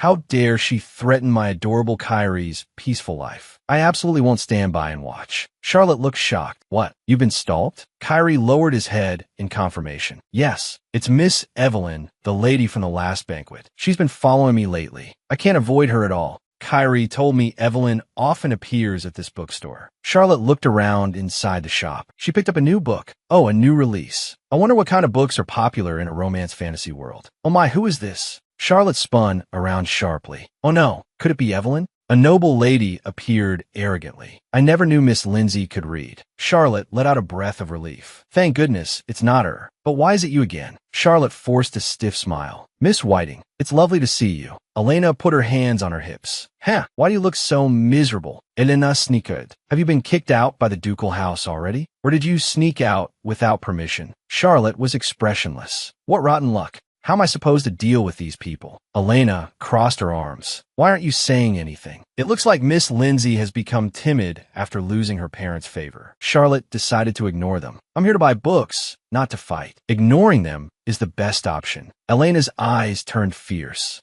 The book dropped to the floor. A hand suddenly seized Charlotte's arm. Enough. Don't act as if you've learned your lesson and reflected. Do you think the Grand Duke and the Empress will forgive you? Your true intentions are obvious. Pretending to repent, then causing trouble again. One of Elena's followers chimed in. Exactly. Are you trying to slip away on your own? You coward. Charlotte's gaze sharpened.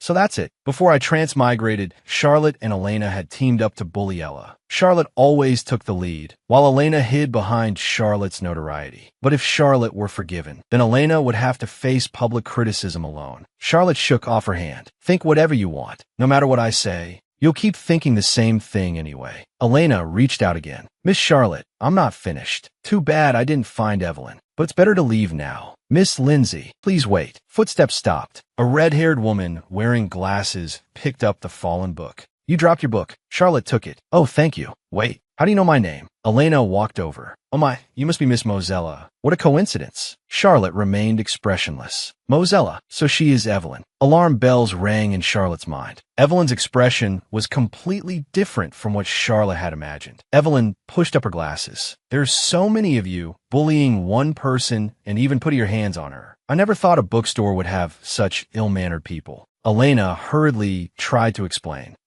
That's because Miss Lindsay started it first. I was watching from the beginning. I don't believe Miss Lindsay did anything wrong. Charlotte looked at Evelyn in surprise. She'd been watching the whole time. Why didn't she help earlier? Evelyn's tone was cold. Rumors in society spread quickly. I hope you'll all be less rash in the future. One follower tugged at Miss Whiting and whispered, You'd better stop bothering Miss Lindsay. Right? Evelyn turned to Charlotte. Let's go, Miss Lindsay. Charlotte blinked. Oh, all right. Why is Evelyn suddenly being so nice to me? Charlotte stammered. You really don't have to. Evelyn smiled. It's all right. I was planning to buy this book anyway. I just grabbed one at random. I hadn't even looked at the title yet. Evelyn's smile was radiant. How lucky I am to meet someone with the same interests. Charlotte answered stiffly.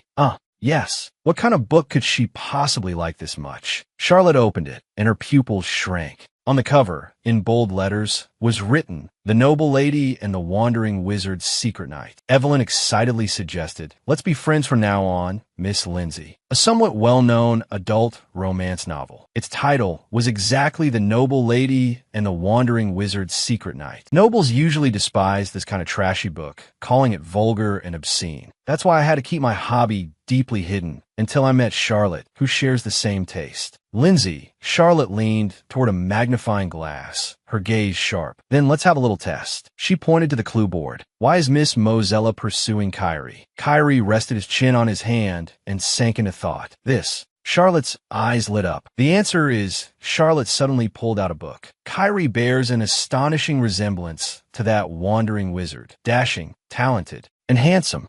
Kyrie blushed. The Wandering Wizard series was one of the author's earlier bestsellers. Miss Mosella recently became a fan. When the image of that flirtatious wizard overlapped with Kyrie, Kyrie hurriedly shook his head. Flirtatious? What are you saying? Miss Mosella became infatuated with him from that point on. Kyrie suddenly understood. I get it. Then, if I behave differently from that wizard, will Miss Mosella lose interest in me? Charlotte crossed her arms. Difficult. Once an impression is formed, it's hard to erase. How could this happen? Charlotte narrowed one eye. Ever since listening to the evil god and looking at Kyrie as a man. He's not just handsome. My heart feels like it's going to explode. Kyrie clasped his hands to his chest. There has to be another way, right? Charlotte clasped her hands together. Before, I was only admiring an idol. Is sweet romance still far away? Charlotte clenched her fists, fighting spirit igniting in her eyes. All we have to do is publish a romance novel that surpasses that one. Kyrie looked stunned. Publish a novel? Charlotte turned around. Stop standing there. First, we need to understand Miss Mosella's tastes. Reference materials are absolutely essential. Kyrie watched Charlotte bustling about. Mississippi, you really don't have to go this far for me. Charlotte winked with one eye. Kyrie, you've been agonizing over this alone, haven't you? So don't refuse. Please accept my help. Kyrie parted his lips. Mississippi. He lowered his eyes. After leaving the magic tower, I worked desperately, trying to fit into noble society. I smiled at everyone and gave them flowers I raised with my own hands, all just to win their favor. But my methods were wrong, and the misunderstandings kept piling up. No matter how hard I tried, people refused to associate with me. The noble ladies whispered among themselves. So the rumors were true, manipulating people's hearts. How vile. I had no one to rely on, no one to talk to. I was growing more exhausted by the day. Maybe I should just go back to the Mage Tower. But I couldn't trouble Master any further. I thought this was how I would have to live. Never understood by anyone. A relieved smile curled at his lips. Kyrie's smile was genuinely warm. Thank you, my lady. I will never forget this kindness for as long as I live.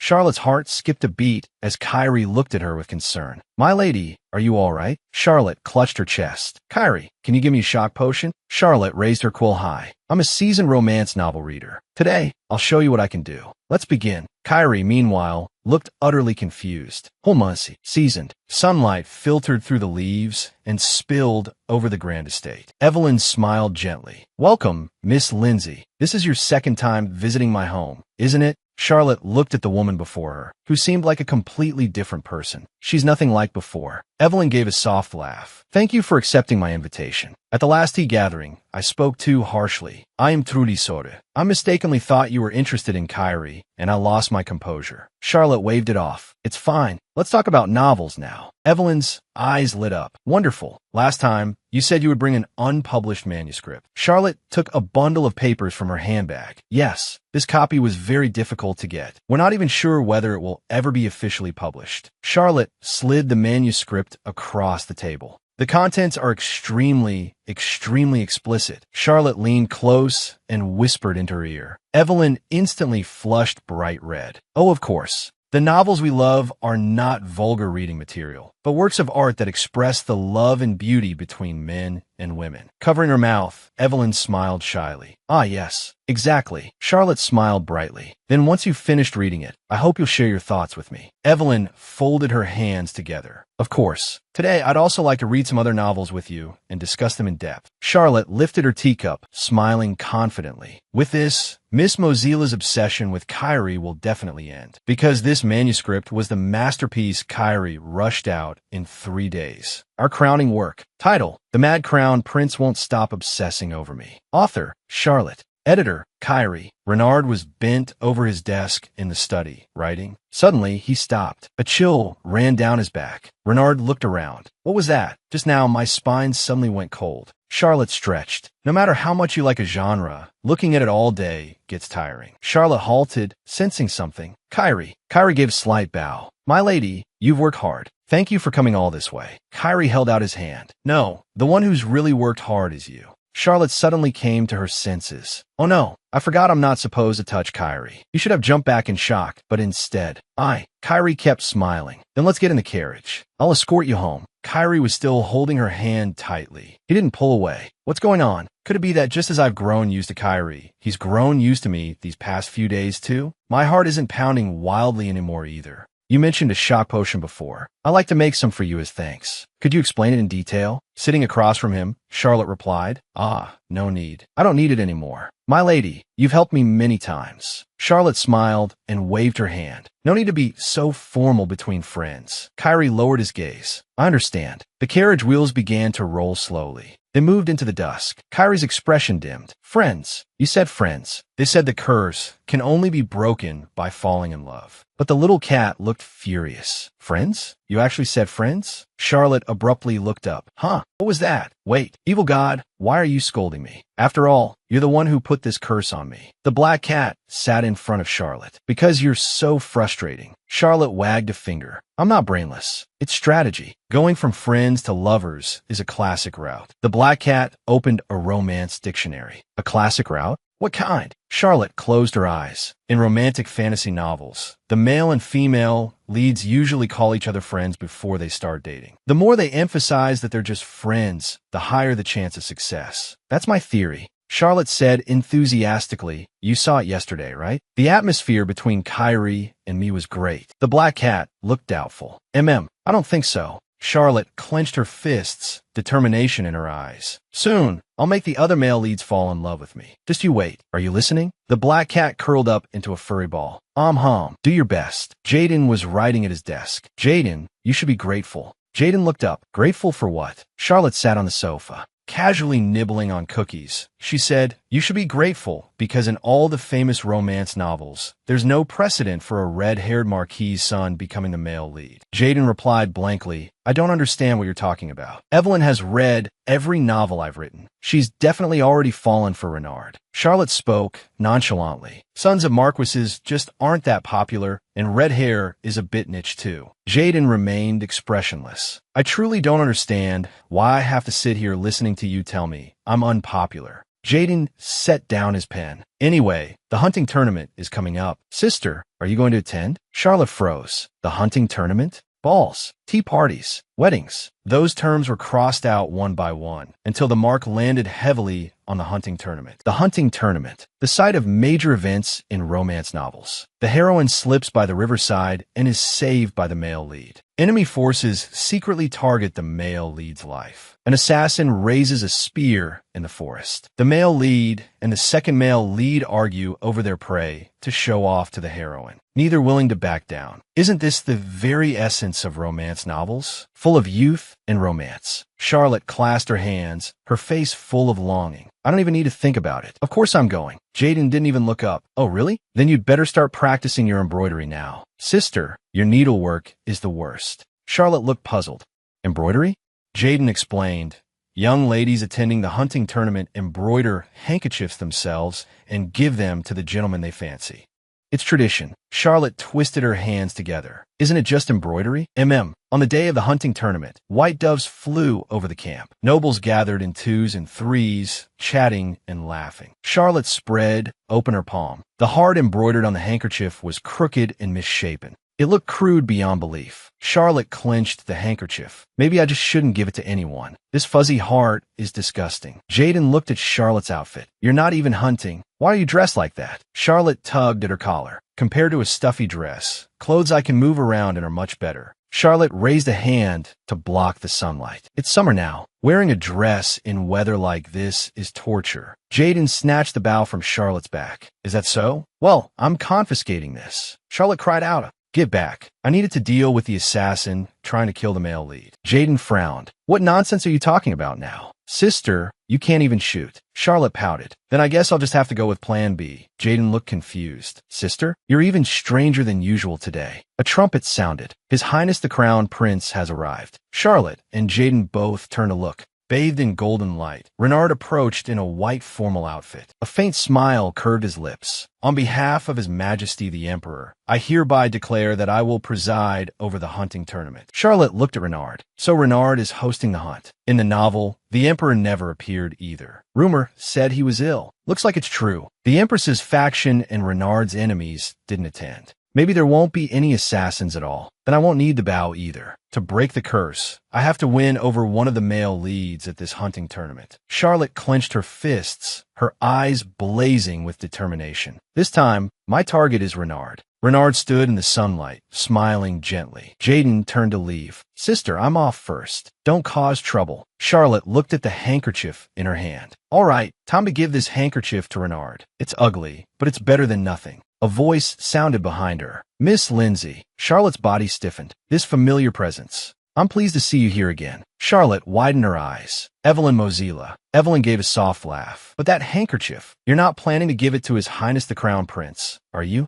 Charlotte hurriedly shook her head. Oh, of course not. I'm not interested in His Highness at all. Evelyn smiled suspiciously. Oh, really? Hee. Evelyn stepped closer to Charlotte. Then who do you plan to give it to? Panicked, Charlotte pointed at random. That person over there. Whoever. It doesn't matter who I give it to. Whispers rose from the crowd. Charlotte listened closely. A knight was leading a horse, wearing a cloak and a full-faced helmet. Beneath the helmet, Eugene's eyes glinted red. He was brimming with killing intent. Evelyn looked appalled. Miss Lindsay, your taste is certainly unique, right? Eugene is participating in the hunting tournament too. I completely forgot because he barely had any scenes in the original story. Charlotte looked around. The crowd kept whispering. Why is everyone reacting so strongly? Even Jaden looked horrified. Sister, two young ladies shyly held out their handkerchiefs. Lord Lindsay, please accept my handkerchief. Charlotte looked at them with pity. Poor things. They have no idea how wonderful Eugene is. They don't understand anything. Charlotte gripped her handkerchief tightly. In that case, she strode forward. Charlotte held out the handkerchief, smiling brightly. This handkerchief has all my sincerity woven into it. Please accept it. Eugene stood still. Please accept it, Count Mon of the Frontier. Charlotte's gaze was firm. I'm changing targets. Oh no, what did I just do? The surrounding nobles whispered among themselves. Countless eyes turned toward them. This will only fuel more rumors about Eugene. No matter how much I want to win Eugene's heart, this is too selfish. I need an excuse. A shadow fell over Charlotte's face. She spoke with difficulty. Well, confusion filled Eugene's gaze beneath the helmet. Then Charlotte suddenly smiled radiantly. I heard wyvern meat is especially good for the back. Thank you very much for your gift. And last time, you caught me when I was falling. I was too flustered then to thank you properly. So it's just gratitude. That makes sense. Compared to the kindness you've shown me, this is nothing, but please accept my handkerchief. Eugene's voice came from under the helmet. Thank you. Charlotte beamed. No need to thank me. That was close. Renard clenched his fist. Miss Lindsay, why give your handkerchief to a man like that? Shouldn't it have gone to me? Ever since the birthday banquet, I've understood him less and less. Why are my emotions in such turmoil? What exactly is that woman to me? But there's no time for that now. The hunting tournament is what matters. A woman held a dagger. You will never inherit the throne. A young Renard sat on the ground, watching in terror. The Empress is waiting for me to make a mistake. I cannot show even the slightest weakness. At the Lindsay family's camp, sunlight filtered through the leaves onto the tent. Jaden frowned and demanded, why would you give a handkerchief to the dangerous Count Mott, of all people? What were you thinking, sister? Charlotte folded her arms. I told you already. It was in return for the birthday gift. And he caught me when I was falling. Jadin sunde d'urgence. You've definitely heard the rumors about Montana. That he's a brutal savage who'll hurt the people around him without hesitation. Charlotte lowered her gaze. Rumors. Charlotte suddenly looked up, her eyes sharp. Then what about me? According to those rumors, aren't I just a villainess who bullies the weak? Jaden's tone softened. Sister, that's not what I meant. Jaden took a deep breath. We'll continue this after I return from a hunt. To stay here. Charlotte lowered her head. Fine. Charlotte stood alone inside the tent. She made a face and stuck out her tongue. Bleh. Charlotte grabbed a pack. Stay here, my foot. Why should I listen to you? Tom, make my escape. With the pack on her back, Charlotte rushed out of the camp at full speed. She ran along the forest path. Eugene didn't look quite right earlier.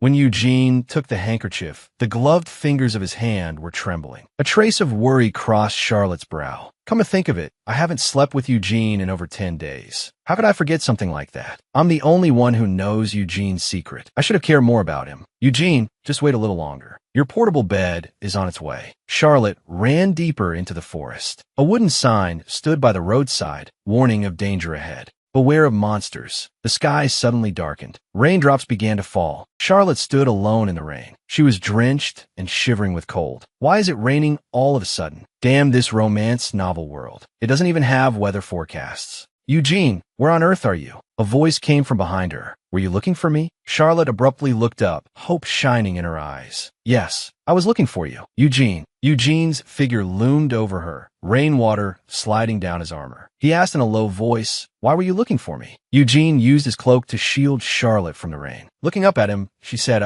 you heard those rumors too. Charlotte, you shouldn't be with me. People will hate you. Charlotte looked up at him. So you know those rumors too? Eugene. If someone saw us now, they'd probably just say this is two outcasts pitying each other. But right now, all I want is to comfort Eugene. Charlotte suddenly threw her arms around him, burying her face in his cold armor. I don't care about any of that. I'm more worried about you. Everyone thinks I'm the villainess of the century who bullies the heroine, so you might get dragged down because of me. Eugene murmured in confusion. Heroine? What's that? Charlotte patted his back. It's nothing. Charlotte looked up. More importantly, Eugene, how long has it been since you slept? I don't know. Charlotte asked urgently. That's not okay. Why haven't you come to my room? Eugene's voice was low beneath the helmet. That's because if you're one of the crown prince's people, for the sake of our goal, we have to be wary of the royal family. Eugene fell into thought. I didn't know what to do. Charlotte took off his helmet. His body trembled slightly.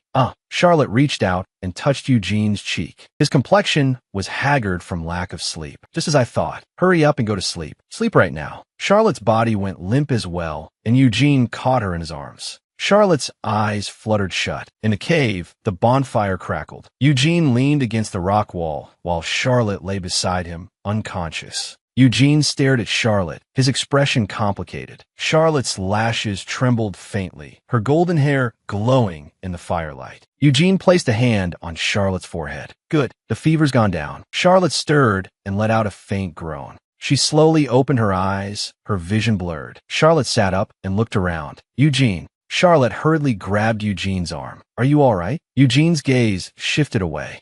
Charlotte, I'm fine now. Charlotte cupped Eugene's face in both hands. No, you have dark circles under your eyes. A handsome man has dark circles. That's a loss for all humanity. Charlotte's eyes were full of concern. What do I do? You need to sleep immediately. Eugene froze at her words. A loss for humanity? Does that mean my face is ruined? Charlotte frantically rummaged around beside him. Let me see. I'm sure I brought a blanket and pillow. Why is everything soaked? Charlotte patted her own arm. It can't be helped, Eugene. Do you want to use my arm as a pillow? Charlotte's arm trembled lightly. No. Eugene draped his cloak over her. Charlotte, don't move. You caught a cold. Come sit by the fire. A cold? Come to think of it, when did we leave the cave? Charlotte suddenly looked down. Where are my clothes? Eugene's voice came. They're still drying. Charlotte, come rest by the fire first. She had collapsed with a high fever, and yet the first thing she did after waking up was worry about me. Eugene held Charlotte from behind, her back pressed against his warm chest. I didn't expect things to end up in this position, but I really do feel a little cold. Eugene's eyes were calm. Did you run into the forest in the rain because you were worried that I hadn't slept in days? Charlotte nestled against him and peacefully fell asleep with her eyes closed. The bonfire crackled. Everyone avoids me. As long as I'm by their side, misfortune will happen. Why? Eugene tightened his arms and held Charlotte even closer. I don't want to let you go. He buried his face in her hair. Charlotte slept peacefully, soft and fluffy. A boot stepped into the water with a splash. A cloaked stranger entered the cave, leaving the hunt without permission. The stranger looked up. Commander. After that, I don't remember much. Charlotte sneezed. She kept shivering. Jaden, I think I caught a cold. Jaden put his hands on his hips. Serve you right. Don't even think about joining the hunt again. I'll keep an eye on your every move. Don't try sneaking out tomorrow. Then what about the hunting competition? Jaden looked disdainful. I'm not interested in first place. Charlotte muttered softly, but it only happens once a year. It'd be such a waste to give up. That only matters to people with ambition or people who want to bring honor to a lady. Then why did you come? Jaden looked into the distance. Anyway, as far as I know, first place was decided long ago. Feathers suddenly fell. Renard stood alone in the woods, expression cold. A giant monster lay in a pool of blood in the forest. Renard stood beside the corpse, his sword still dripping blood. A cloaked stranger stepped forward. Your Highness, that's enough for today. It's getting late. Renard's gaze turned icy. No, it's still not enough. If I wish to be worthy of the title of future emperor. Renard turned and walked alone into the deeper forest. Bright sunlight shone down. Dappled tree shadows swayed. Ian crossed his arms, looking serious. Don't even think about sneaking away today. I'll be watching your every move. Eugene sat on the edge of the bed and turned his face away. I hate hunting. I'm running away. Ian exploded. What'd you say? Hate it. You have to take first place. Show your worth in front of the nobles. Ian gestured dramatically. Honor, popularity, favorability, they'll all go up. Eugene folded his arms, expression cold. That's just your prediction, Ian. The nobles hate us. I don't care. Ian pressed a hand to his forehead. We're former mercenaries from a foreign land, and our commander has zero social skills. But our strength is different. Once they realize how useful our swords are, the anti-imperial faction will take interest too. Ian's gaze deepened. As I always say, our goal. Eugene cut him off. The goal. I know. The Emperor's severed head. Ian spread his hands. Good. At least you remember. Sometimes I truly don't know what the commander is thinking. He suddenly clapped his hands. He ran off again. Eugene dashed out of the tent.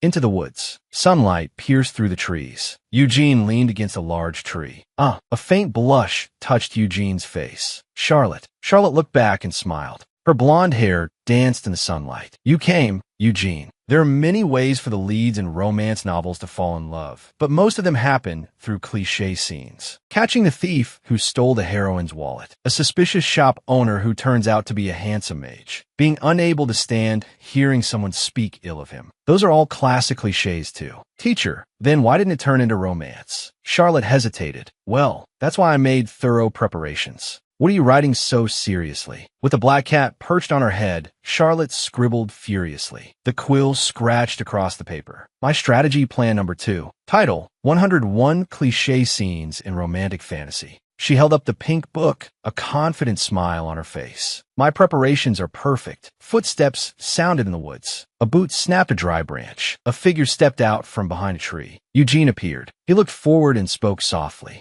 Charlotte. Charlotte turned around. Eugene, you came. Don't worry, Eugene. I'll break the curse soon. Tilting her head, Charlotte asked, We're really not hunting today? Eugene turned away. You said before that I could slack off. Charlotte stopped. I did say that, but Charlotte, don't you want to become the Lady of Honor? Eugene lowered his gaze. I want to repay you for the handkerchief. Charlotte thought it over. The Lady of Honor. That title is given to the lady who presents her handkerchief to the contestant who takes first place in the hunting tournament. If the winner received multiple handkerchiefs, the title would become ridiculous, shared by several ladies at once. Even so, every noble young lady in the Empire dreams at least once in her life of becoming the Lady of Honor. Charlotte laughed softly. This isn't like buying a ticket at the races. It's just a memento. Nice to have, but not necessary. Charlotte sank into memory. Jaden waved his little fists. Sister, I saw something incredible today. Prince Renard seemed to be slaughtering monsters without mercy. Charlotte answered expressionlessly. Is that so? Looks like someone else is desperately striving. Why is Renard so obsessed with victory? Eugene's hand rested on Charlotte's forehead. Charlotte looked up at him. Eugene said softly, no fever. Thank goodness. Charlotte's eyes widened, her cheeks flushing. You're feverish. You suddenly stopped talking, so I thought you were in a faint again. Are you all right? Charlotte brushed his hand away. I slept very well yesterday. I feel fine. Charlotte thought, here comes the cliché scene. This is your chance. I understand. Teacher, take it slow. Eugene, listen to me. Charlotte's body trembled slightly. There's something I want to tell you. She suddenly sneezed. Eugene frowned. Is her cold not better yet? Charlotte hurriedly waved her hand. No. It was just a sneeze. Then she heard a splash. Charlotte looked toward the river in horror. My notebook. The pink book had fallen into the river. Eugene turned to wade in. I'll get it back for you. Charlotte grabbed his shoulder at once. No, it's fine. You mustn't catch a cold either. And besides, if anyone saw what was written inside, it'd be over. Eugene looked back at her. I won't catch a cold. Charlotte looked puzzled. What do you mean? Eugene explained. Ian said idiots don't catch colds. That's way too rude to say to your commander. Anyway, I don't need that. The two sat on the grassy riverbank. Charlotte spoke. Come to think of it, you came to the Empire with your mercenary corps, right? You only became a count 3 years ago. You must have been in many countries. Why did you settle here? Eugene gazed into the distance. Because I have a dream. Charlotte repeated, a dream? Eugene nodded. Yes, I can't explain it in detail, but I came to the Empire to fulfill a dream. In the original novel, Eugene's dream was only mentioned briefly. Its true nature wasn't revealed until the end. As expected, Eugene came from the kingdom of Veuda, which was destroyed 20 years ago. Eugene's loyalty to the Emperor was to help Veuda's refugees settle again within the Empire. If that's Eugene's dream. Charlotte smiled gently. I'll support you. Eugene, I hope your dream comes true. Eugene froze slightly. But you don't even know what my dream is. Charlotte's gaze was steady. No matter what it is, if it's a dream you're pursuing, then it must be worthwhile. Eugene's pupils widened. He looked away, his voice sounding awkward. Thank you. Eugene suddenly stood up. Then I'll go hunting. Charlotte looked up at him. Hunting? Why all of a sudden? Eugene turned his face aside, his cheeks slightly red. Because you supported my dream. Charlotte blinked, not understanding for a moment. Oh, really? But what does that have to do with hunting? Eugene turned and ran off. Charlotte watched him go. Then I should leave too. Charlotte stood up and dusted off her skirt. She looked around. But which direction is the camp? Charlotte gave an awkward laugh and started walking while searching for the way. An hour later, Charlotte struggled through the forest with a stick, sweat soaking her hair. I think I took the wrong path. Where is this? she heard a deep, strange noise. Charlotte suddenly turned around. A giant bear opened its bloody jaws and let out a thunderous roar. Charlotte collapsed in fright and fainted on the spot. She's dead? She's definitely dead. Dark energy gathered into a small black cat. Purple light gleamed in its eyes. Disappear. The black cat elegantly approached the unconscious Charlotte. The dark energy surged again and took human form. A black-gloved hand reached toward Charlotte. Hey! Charlotte slowly opened her eyes. The face of a strange man filled her vision. He had long purple hair and red eyes. The man bent over to look at her. Are you all right? He leaned closer.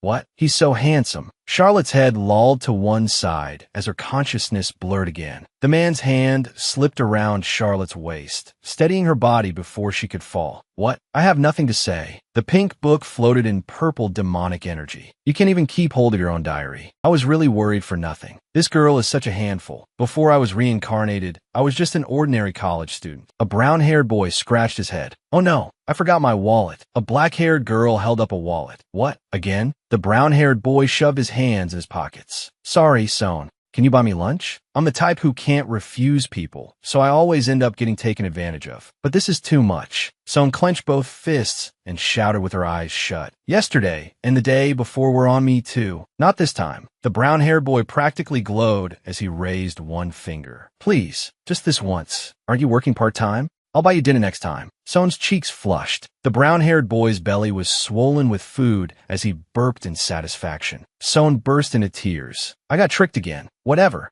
I have absolutely no resistance to handsome men. Even after transmigrating, that fact hasn't changed. Charlotte lay on the bed, staring blankly. Charlotte's cheeks burned. I can't get that purple-haired man's face out of my head. Purple hair. Soft hands. Charlotte lay on her side. Jaden sat by the bed, holding a book. What are you muttering about? Charlotte thought, after the bear attacked me, I woke up in the camp. So no one saw him during that time? Right? I can ask Jaden. Charlotte sat up. Hey, Jaden. Jaden, who was still reading, said, It's a good thing you obediently stayed in the camp yesterday. Charlotte's body stiffened.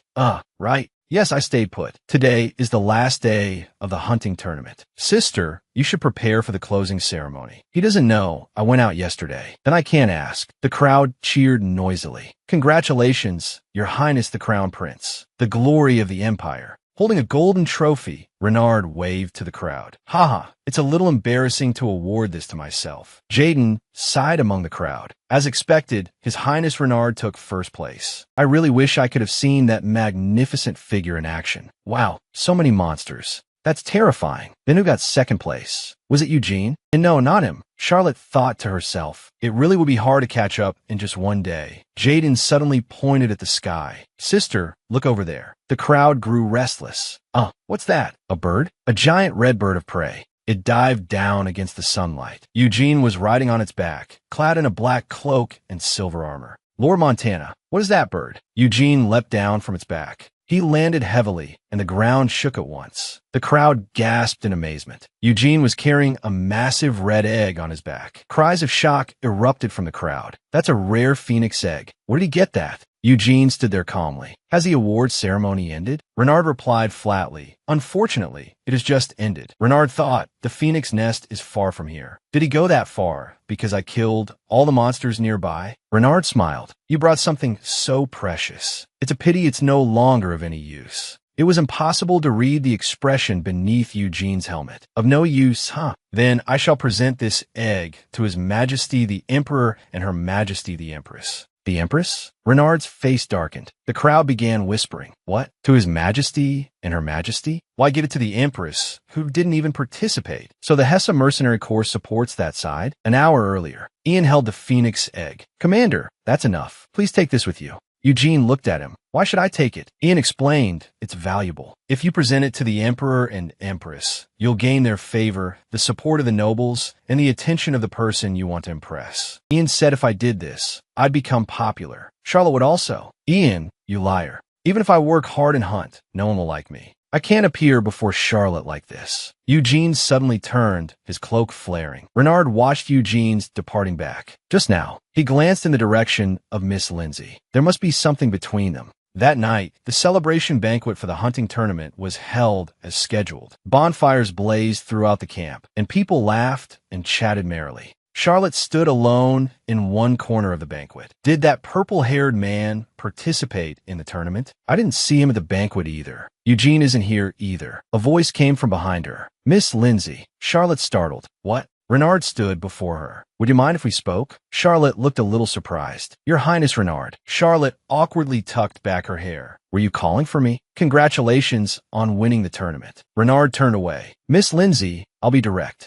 Renard's gaze sharpened. What is your relationship with Eugene? What? Renard pressed on. I want to know why you gave the handkerchief to him instead of me. Charlotte waved her hands in panic. Well, he helped me. How could I tell you I'm trying to seduce him to break a curse? Renard stared at Charlotte. Don't you want to become my lady of honor? Charlotte smiled and waved her hand. Last time, I already received a precious gift from you. Taking another would be too much. Renard pointed out, you say you've received many things. Yet you're not wearing the ring I gave you. The mercenary king has sided with the Empress. His behavior was suspicious to begin with. This incident has made his allegiance clear. But more troubling than that is Charlotte. Lindsay, are you on my side? Charlotte froze. What? Renard covered his face with one hand, the tips of his ears reddening. Forget it. That was a slip of the tongue. If the ring burdens you, then tell me what you want. I'll give you anything you desire. Please stay by my side forever. Charlotte's heart skipped a beat. Is he worried I won't lend him my bet anymore? Renard likes transactions. Maybe this is a kind of transaction too. What do I need? A spark lit up in Charlotte's mind. Then, could you help me find someone? Renard blinked slightly. Find someone? Sunlight poured across a white balcony. Charlotte lay on her bed, flipping through a book, while the black cat crouched beside her. Charlotte, don't you think you're living a bit too comfortably? Charlotte looked at him. Not at all. The black cat leaned forward. What? Other than idling around in your room, what else can you even do? Charlotte turned a page. So what? It's all that useless god's fault anyway. The black cat's fantasy of a majestic image shattered over his head like a tombstone breaking apart. Useless? Charlotte puffed out her cheeks. Did I say anything wrong? You can't even find him. The black cat looked disdainful. Are we really going to look for that purple-hair guy? Charlotte's eyes sparkled. Of course. I finally got into a romantic fantasy novel, so I should meet more handsome men. No, that's not it. It's because I still haven't properly thanked him. Useless god, you wouldn't understand. As for that confession in the forest, the black cat raised a paw. Fine, I get it. But what about your determination to break the curse? Charlotte's gaze drifted away. Well, of course I need to do that too. Anyway, I lost the diary with the plan written in it. Several sheets of densely written paper lay scattered on the table. Then I'll just make a new plan. Charlotte winked one eye. Come to think of it, if I really have been transported into a romantic fantasy novel, there are a few things I've always wanted to try. She picked up her quill, and the tip scratched against the paper. Charlotte spread out a long sheet of paper. Well, the black cat tilted his head. What's this? Charlotte proudly announced, my bucket list. The black cat looked skeptical. You really want to do this kind of thing? Charlotte propped her chin on her hand. These are classic romantic fantasy tropes. Ever since the theft incident, all the servants were replaced. Everyone's been kind lately, so I don't need this. Skip it. The black cat narrowed his eyes. Is there more? The paper unfolded again. Number 2. Discover that I'm a genius at mental healing, become a great therapist, earn praise from everyone, and then make a fortune. The black cat's ears drooped. What is this now? Charlotte spread her hands. I searched and searched this world, but there are no spirit magic books at all. Just looking at them gives me a headache, so I gave up. Next, the paper unfolded a third time. Number 3. Discover that I'm a character in a show watched by transcendent beings, monopolize their love and attention, receive donations, awaken as SSS rank, and then make a huge amount of money. The black cat crossed his forepaws. Enough. Charlotte looked puzzled. HM? Why? Sticking out his tongue, the black cat said, leaving aside all those strange terms, everything on this list is some impossible problem you can't solve on your own. Charlotte responded righteously. Since I transmigrated, I should at least do things like this, shouldn't I? Right now all I have is the title of villainous and a weird curse. The black cat looked at her with disdain. You still firmly believe this is a book? Charlotte didn't waver in the slightest. Of course. One day I'll prove it to you. Just wait and see, useless god. Charlotte suddenly remembered something. Right? I haven't tried that yet. Charlotte abruptly stood and spread her arms. Status window, open. Jaden walked into the room. Sister, the mail has arrived. Cicadas buzzed outside the window. I want to die. The black cat held a sheet of letter paper. That's your fault for not hearing the knock. The black cat continued. If you die, then this won't happen either, right? Charlotte lowered her eyes. If it weren't for that useless god, I'd have accomplished it already. The black cat instantly bristled. What did you say? A letter sealed with wax lay on the table. Charlotte picked it up. Why would he send a letter? Oh, it's from Renard. He usually sends messages through magic. Why would he send one to the house? She unfolded it. Written on the paper were the words, I have found the person you were looking for, my lady. Charlotte sprang to her feet. You found that purple-haired man? The black cat stiffened. What? Really? Let me see. The person I suspect is the court mage Heron Eckbeth. He also attended the hunt. Would you like to meet him? Charlotte thought it over. Heron Eckbeth. I don't remember that name from the original story. The letter also said, you aren't plotting something by looking for him, are you? Making a prince search for someone over something like this. Charlotte smiled as she crumpled the letter into a ball. Then let's go. You're coming too. The black cat looked startled. I'm going too. Charlotte's eyes turned serious. When I lost consciousness, I realized something. In this vast fantasy world, traveling alone is dangerous. The black cat looked at her. You were just calling me useless. But two is better than one, right? The black cat sprawled on top of Charlotte's head. You're the only one I can rely on, useless god. The black cat's ears reddened. Fine. The next day, the carriage rattled along the stone road. The black cat crouched atop Charlotte's head, looking unwilling. You said I was the only one you could rely on. Charlotte's guard knight, Calix, remained calm. I simply thought it would be better to hire a few more hands. That's right. Calix turned his head. Where exactly is your gaze directed, my lady? The carriage came to a stop. Charlotte looked out the window. Oh, it seems we've arrived. A desolate mansion stood amid a grove of dead trees. Crows circled overhead. The atmosphere was eerie. Calix frowned. My lady, does the person you're looking for really live here? The estate had clearly been neglected and was in ruins. Is anyone home? Calix walked up the steps. I'll knock. Calix raised his hand and knocked. Will anyone answer? The door suddenly flew open. Startled, Calix stepped back. A burst of purple energy exploded outward, violently blasting him away. Calix's body was hurled into the air. Charlotte cried out, Sir Calix. Charlotte turned around. Are you all right? Black Cat shouted. Cha! Charlotte saw a figure approaching from behind. Don't move. A hand seized Charlotte's shoulder. A cold blade pressed against her neck. Charlotte let out a scream. The blade was tight against her skin. Her whole body trembled. Why? I didn't do anything wrong. Black Cat crouched on Charlotte's head. Charlotte, calm down. Charlotte's thoughts were in chaos. The purple hair man was supposed to be purple, but this was too purple. A bald man who was purple all over stood behind her, expressionless, his eyes cold. This was not the handsome purple-haired man I was looking for. The purple bald man held Charlotte hostage. Don't come any closer, or this woman dies. Charlotte screamed in terror. Help! The purple bald man roared. You're so noisy. Charlotte suddenly froze. Wait, don't come closer. He wasn't talking to me. Then who was he talking to? A foot in a black boot stepped onto the ground. Blue light swirled around it. Kyrie slowly approached, electricity flickering all around him. His gaze was icy. Is this your idea of a coward's trick? Heron laughed harshly. That's right. She's the hostage. If you want her alive, get lost. Black Cat sat on Charlotte's head and quietly comforted her. He's strong. Looks like you don't need to worry. Hostage or not, it doesn't matter. Magic gathered in Kyrie's hand. You are destined to die by my hand. Charlotte's eyes widened in shock. Kyrie? Kyrie's expression changed at once. My lady, what are you doing here? Kyrie stood in the forest, lightning crackling around him. No matter what, you have no chance of winning. Holding Charlotte hostage, Heron sneered. You talk big, but it looks like you've already lost your nerve. So you know this woman. Kyrie clenched his jaw. Release the lady at once, Heron Eckbeth, and I'll spare your life. Charlotte's heart skipped a beat. Heron Eckbeth? Isn't that the court mage I was supposed to meet today? Why would he do this? Dark God, think of something. Black Cat licked a paw. I can sense a power in this human similar to my own. He seems to have made a contract with a demon. My curse won't work on him. Charlotte's pupils shrank. A demon? Yes, a being that should not interfere with this world. Could he have used summoning magic? Heron bared a vicious grin. Put down your weapon now, or I'll kill this woman. Charlotte's eyes widened with fear. What? The arcs of lightning around Kyrie slowly died away. He cursed under his breath. Damn it. Heron burst out laughing. Give up. At this distance, if you attack me with magic, she dies too. Black Cat raised a paw. What are you hesitating for? Blow his head off. Charlotte closed her eyes. Tears slipped down her face. Am I going to die? No, wait. Charlotte abruptly opened her eyes. Dark God, didn't you say you've been weak lately? Black Cat looked tired. Not weak, just low on energy. A determined look flashed in Charlotte's eyes. Then isn't that perfect? You said his power is similar to yours. Why not just absorb all of it? Black Cat's eyes lit up. Come to think of it, that's not a bad idea. Why didn't I think of that? Charlotte was frantic inside. Because the one in danger here is me. Of course you didn't think of it. Black Cat leaped off Charlotte's head. I'm worried about you too, in my own way. Black Cat opened its mouth. All right, time to eat.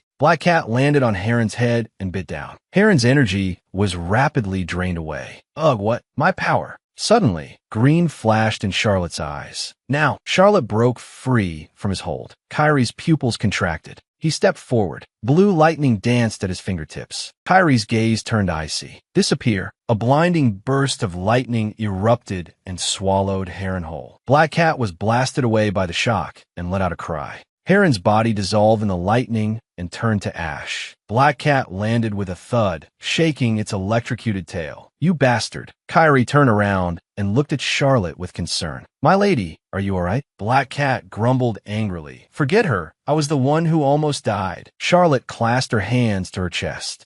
Why yes, I'm fine. I had no idea Kyrie was this strong. Kyrie suddenly dropped to one knee and let out a muffled groan. Charlotte hurried over to him. Kyrie. A sinister purple color spread across his hand. Your hand. What? Kyrie shook his head. It's nothing. It will be fine after I rest. How can that be nothing? Is Kyrie going to become like the fake Bora? Charlotte steeled herself. She absolutely couldn't let that happen. Charlotte grabbed Black Cat. Black Cat's lips touched the back of Kyrie's hand. Kyrie jolted in surprise. The purple skin on his hand quickly faded. The demon's curse was healing. Charlotte was full of guilt. If I hadn't been taken hostage, Kyrie wouldn't have been hurt. I'm sorry. Black Cat struggled in Charlotte's arms. Tui, you actually made me kiss a man's hand? Let me go. Kyrie gave a gentle smile. As long as you were safe, my lady. Punto den I'm fine. Charlotte smiled and tapped her cheek with a finger. But please don't do something like that again. I'm not someone worth sacrificing yourself for. Kyrie's cheeks reddened. What are you saying? Kyrie looked at her sincerely. You are kind, strong, and honest, beautiful and radiant. Kyrie lowered his head, his voice trembling with emotion. You are an incredibly precious and remarkable person. Charlotte lowered her gaze with a smile. So this is how a master flirt gives compliments. Kyrie. Charlotte smiled brightly. Thank you. I feel much better now. Kyrie asked curiously, my lady, what was that power you used to heal my hand? Have you learned some special kind of magic? Black Cat lay sprawled on the grass, belly round and swollen. I can't eat another bite. Charlotte laughed awkwardly. Haha, actually, I'm not really sure myself. Kyrie lowered his gaze, thoughtful. A mysterious power even you don't understand. Charlotte tensed inwardly. If I tell him there's a dark god beside me, will I be eliminated just like that man? Kyrie suddenly grabbed Charlotte's hand. His eyes shone with fervor. Please allow me to study your special ability. Charlotte was stunned. Kyrie's face was right in front of hers, his eyes shining with hunger for knowledge. My lady, I will come visit you tonight. Charlotte sat on the sofa and let out a quiet sigh. Kyrie didn't look like he was going to give up. Kyrie grew serious. Heron Ekbeth was trying to summon a demon. As a court mage, I cannot ignore that. Charlotte lightly touched her lips. Is summoning a demon really that dangerous? I wanted to ask Dark God, but of all days, he said he was going out today. Black Cat trudged across the grass with its round belly. I ate too much. I need to go for a walk.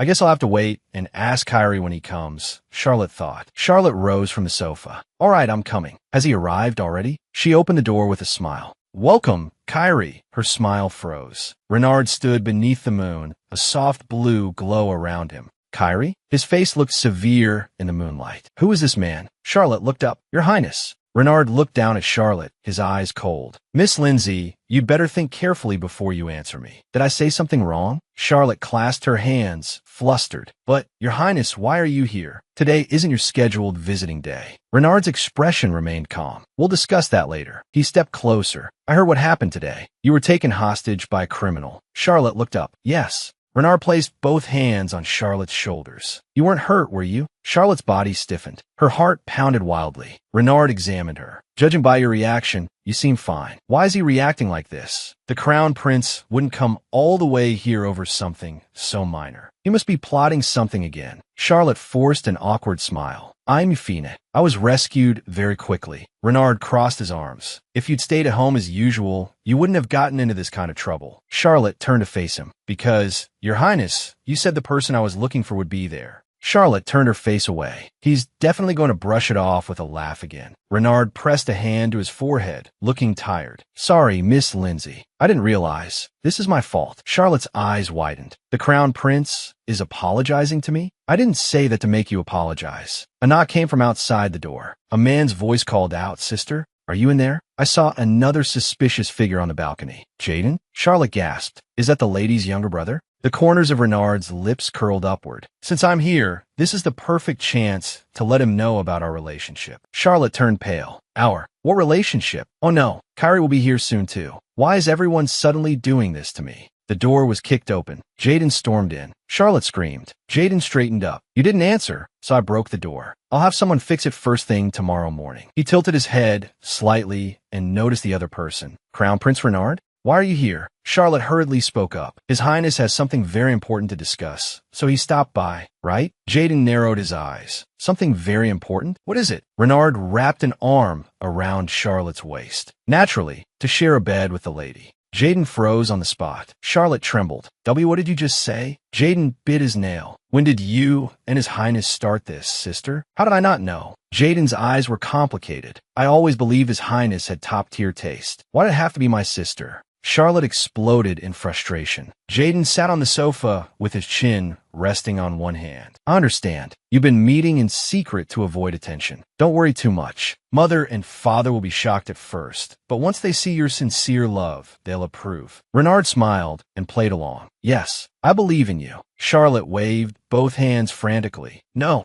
It's not like that. The Lindsay family has always remained neutral, but there's no reason my sister can't become crown princess. Jaden's gaze was firm. I'll do my best to help your relationship progress smoothly. A tapping sound came from the window. Renard and Jaden looked toward it at the same time. Charlotte tensed. Could that be Kyrie? Renard looked puzzled. Isn't the lady's door already broken? Why knock on the window? Jaden immediately grew alert. Who would come this late? An assassin after His Highness? Charlotte hurried to explain, and no, it's not an enemy. Renard walked toward the balcony. I'll take a look. The balcony door opened. Why you? Are you Kyrie? Eugene looked confused. Kyrie? Who's that? Jaden and Charlotte cried out at the same time. What? Jaden looked shocked. Sister, are you seeing two men at once? You betrayed the crown prince? Charlotte hurriedly spoke. Your Highness. Actually, good thing you didn't recognize Eugene at first. Renard's gaze sharpened. Eugene Montana explained why you've broken into Miss Lindsay's bedroom. He recognized him immediately after all. Eugene replied coolly, I have nothing to say. The real question is why you're in Charlotte's room. Renard's voice turned cold. You know who I am and still speak to me like that? What's that behind your back? It looks suspicious. It's nothing suspicious, Eugene said, lifting the thick rope in his hand. It's just a rope. Charlotte likes tying me up. Jaden staggered back in shock. Sister, so you have that kind of hobby? And that pillow from last time too. Charlotte covered her face. Jaden, please shut up. Renard looked enlightened. So that's why, during the hunting tournament, you gave your handkerchief to the border count too. Renard advanced on Eugene. Are you seeing him? Don't make me look like some shameless third party. Charlotte panicked. Third party? Our relationship is purely contractual.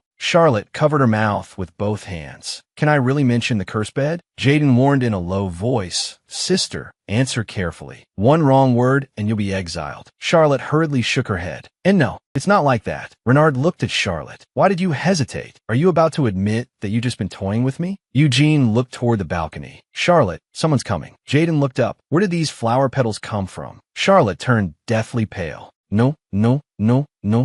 A brilliant light flared outside the balcony. Blue petals danced through the air. Renard and Eugene both turned to look. A figure appeared, dressed in a splendid white formal outfit. My lady, I'm late. Kyrie smiled brightly. His silver-white short hair fluttered in the light, and his violet eyes gleamed. Kyrie dropped to one knee and offered a large bouquet of blue roses. Please accept these flowers. That is my apology. Renard's face darkened. Eugene's gaze turned cold. Jaden's smile froze on his face. Kyrie looked up, cold sweat covering his face. Why, Your Highness? Renard smiled gently. So that Kyrie is the great mage. Kyrie, the young lady certainly has impressive skills. Eugene lowered his head and thought, why are there so many people here today? I just wanted to be alone with you. Jaden covered his mouth. Sister, there are 3 men. Aside from that playboy, the others are all serious. Playboy. I swear I'm innocent. I'm tired, Charlotte. I need to change into my night clothes. Let's interrogate that great mage first. Cold sweat ran down Charlotte's face. She had to clear this up before the misunderstanding got any worse. Charlotte sprang to her feet. Everyone stop. Charlotte glared at them all. If anyone moves again, then forget about borrowing my bed ever again. Charlotte squeezed her eyes shut. Sweat beaded on her forehead. She covered her mouth with one hand. It's a bit cramped. Could you sit a little farther apart? The 3 men had Charlotte boxed in on the sofa.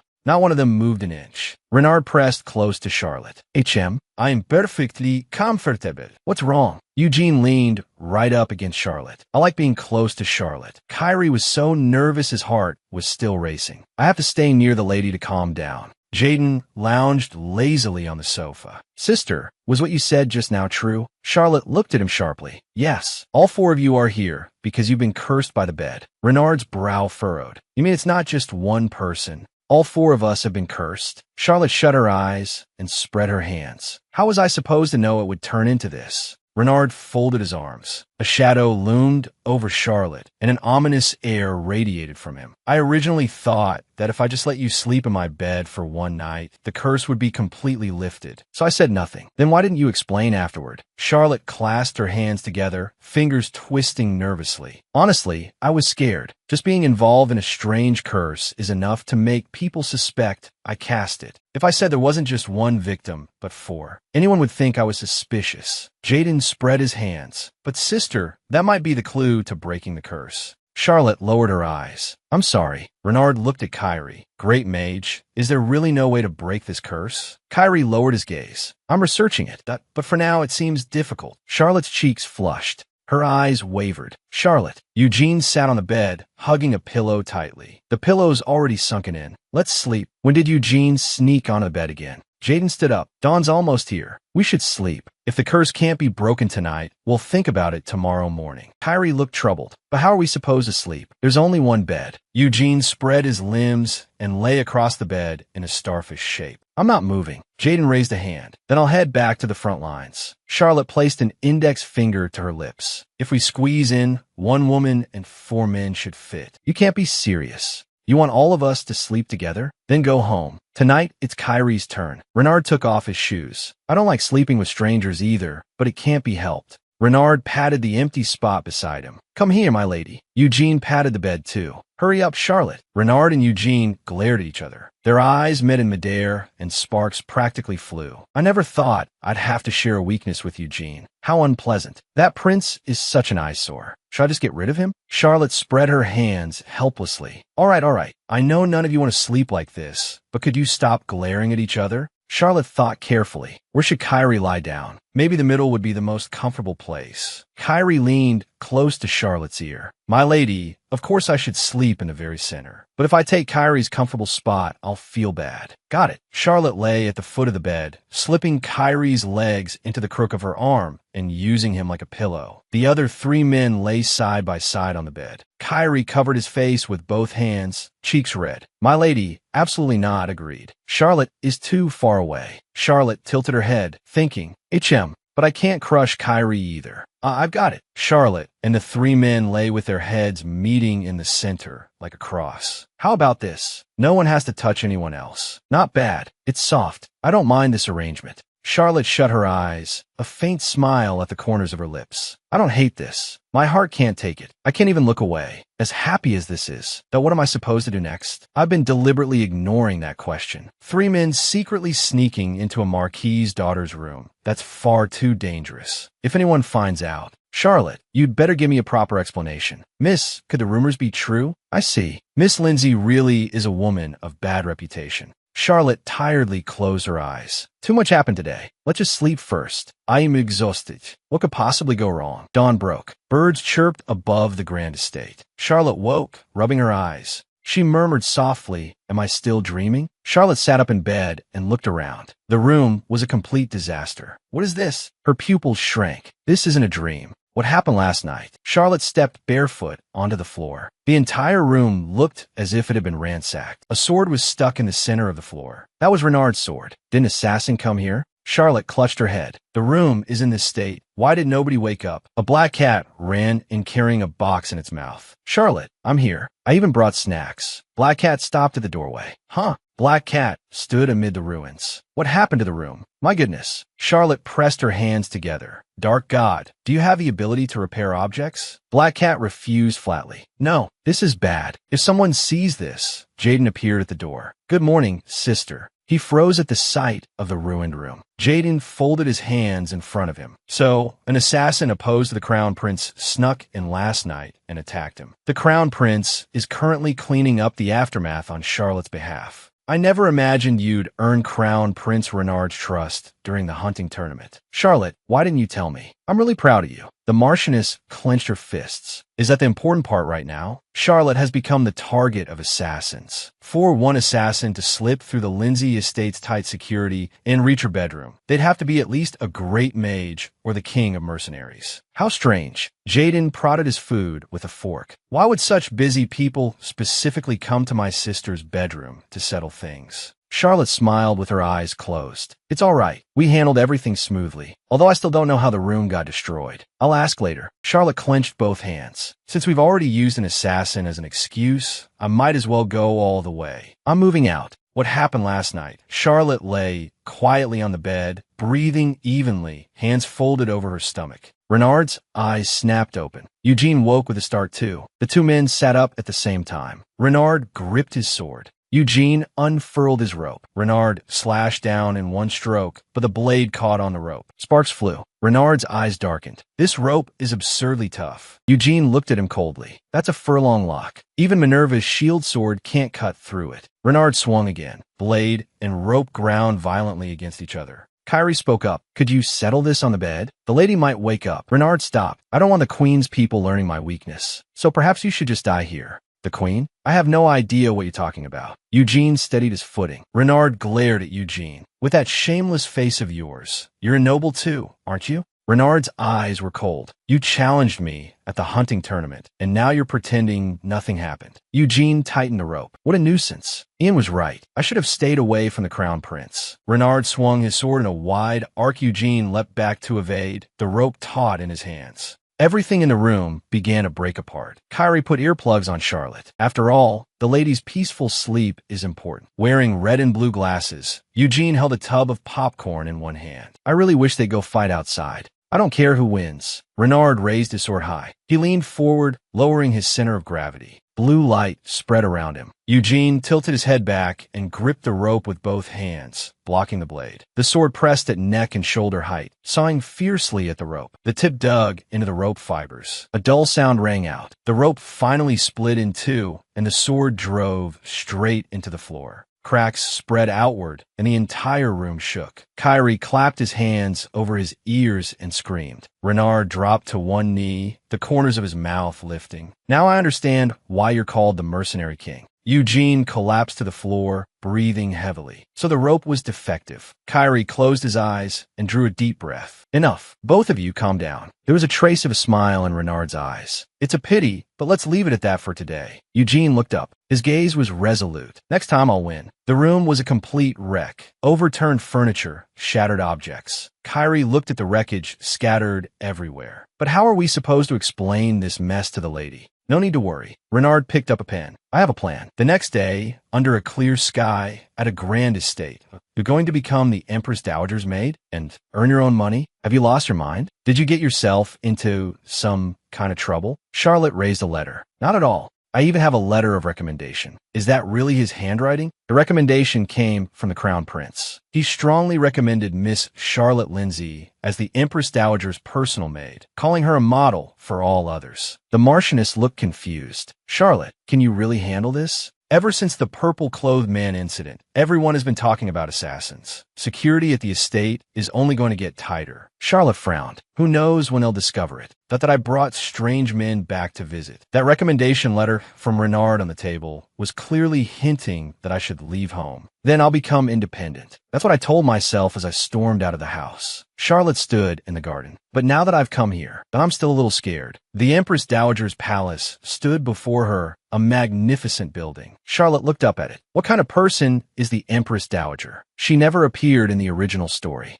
I hope she's not eccentric. Black Cat sat at Charlotte's feet. She's royalty, so her personality is probably similar to the Crown Prince's. Did you really have to come to my interview? Black Cat replied, I was worried about you going out alone. You've never left home before. Charlotte clenched her hands.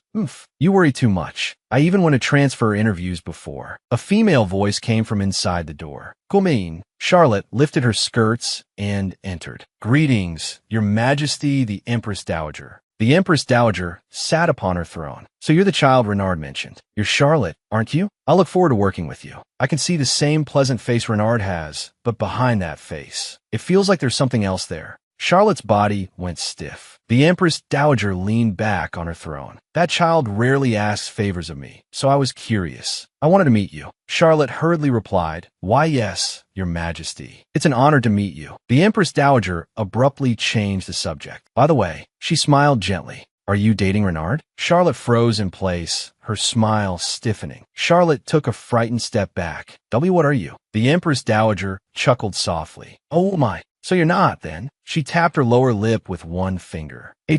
Then let me ask a different question. In your eyes, what kind of person is Renard? Charlotte's green eyes widened slightly. Her thoughts churned. What kind of person? Renard's figure came to mind. He once warned me not to fall in love with him. He's extremely narcissistic. He shamelessly said he wanted to sleep in my bed. At times, he's also quite forceful. But he protects me. He picks out gifts for me and says, I think this suits you. He holds my hand and asks with concern, Were you hurt somewhere? He apologizes immediately. He presses a hand to his forehead in frustration and says, Sorry. It's my fault. Charlotte's cheeks flushed and her eyes sparkled. He's a very remarkable person. The Empress Dowager rested her cheek on one hand. Remarkable? Renard inherited his looks from me, so naturally they are flawless. Charlotte blinked. Are all members of the royal family this narcissistic? The Empress Dowager's eyes sharpened. Is that all? Charlotte was startled. And she waved her hands in a fluster. He's a very excellent person. Of course, he's also very handsome, and his background is impressive too. After all, he is the Crown Prince. The Empress Dowager smiled, satisfied. Yes. Thank you for thinking so highly of Renard. You may go now. See you tomorrow.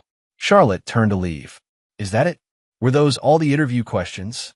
Charlotte let out a long breath. Her tense shoulders finally relaxed. Black Cat's voice rang out. You did well. Charlotte turned and saw a familiar figure from behind. Renard stood there with his arms crossed, expression serious. Charlotte was a little surprised. He's always smiling. Why is he so serious today? She walked over with a smile. Hello. Renard dipped his head slightly. My lady. He raised his eyes to stare at Charlotte. Do you really think I'm a good person? I didn't know you were eavesdropping. Charlotte's cheeks colored. I wasn't eavesdropping. I just happened to hear. I had business here too. Charlotte hesitated.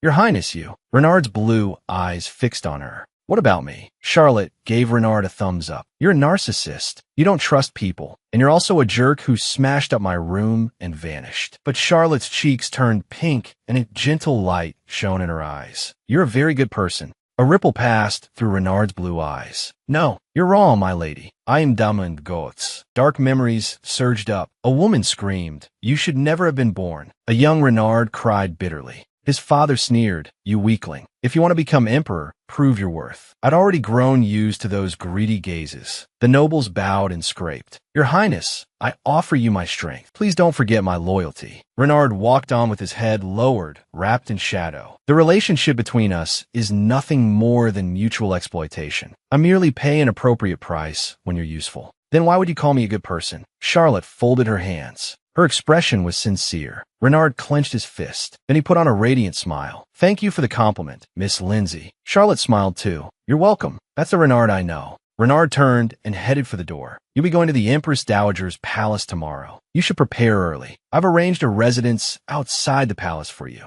Go take a look. Charlotte hurried after him. I lied. I have to admit. Renard's cheeks flushed faintly. I like that scatterbrain girl I saved. A grand white palace stood before her. The fountain out front glittered in the sunlight. Charlotte gasped in amazement. Wow. This huge place is just for me. The little black cat at her feet spoke up. This is our new home now. The little black cat jumped on her head. He's the crown prince. Of course he's rich. That's how he found a house this quickly. Charlotte smiled happily. That really is Prince Renard's best quality. Charlotte walked inside. All right, never mind the other rooms for now. The most important room is the bedroom. Charlotte pushed open the bedroom door. The room glittered with luxury. The little black cat poked its head up from atop hers. Oh, it's pretty lavish. Charlotte shook her head. No. The little black cat looked at her in confusion. Holding the little black cat, Charlotte complained loudly. The bed is too small. At this rate, the male leads won't be able to sleep together. The little black cat looked stunned. What? Were you actually planning group sleeping? Charlotte smiled blissfully. But honestly, it's pretty nice. It's much more convenient than having them come one by one and being surrounded by handsome men. The little black cat narrowed its eyes. Weren't you annoyed at first? Now it sounds like you're starting to like them a little. Charlotte looked away. I never hated them. I just felt like I shouldn't enjoy being treated that way. The little black cat sat down beside Charlotte. In terms of family background and looks, there aren't many women in the Empire who can compare to you. Charlotte sat on the bed. But that's not the real me, Dark God. I'm only borrowing the body of a character from a novel. The little black cat narrowed its violet eyes. You said you wanted to break the curse. Has your resolve already started to waver? Charlotte hurriedly defended herself. Of course I'm trying. But Charlotte's smile was a little lonely. Being loved isn't an easy thing. The little black cat pressed a paw against Charlotte's face. I really don't understand you humans. Why not? Then again, maybe Charlotte, you're just particularly strange. The little black cat grinned. But it's fine. You're an interesting human. I like that about you. Charlotte's cheeks reddened. Dark God. Charlotte hugged the little black cat tightly. I like you too, Dark God, because you're fluffy. But from where Charlotte stood, things were developing in a completely different direction from what she imagined. The person I met today was definitely Renard. Sitting at his desk, he covered part of his face with one hand. The nights feel lonely. I've never felt like this before. Anyway, I don't need to worry about the Lindsay family anymore. It should be fine to go to her house, right? Yes, I should go right now. A blue light flashed in his eyes. Killing intent surfaced. Blood splattered, staining his vision red. Charlotte held a shopping list and directed the movers. Yes, please put the table over there. Please move the bed into the master bedroom. The movers lifted the bed frame together. Charlotte stood in front of the extravagant giant bed. The bed obviously has to be this big. I can't believe they actually sell beds this absurdly huge. Charlotte looked into the small mirror in her hand. I bought pretty much everything I need.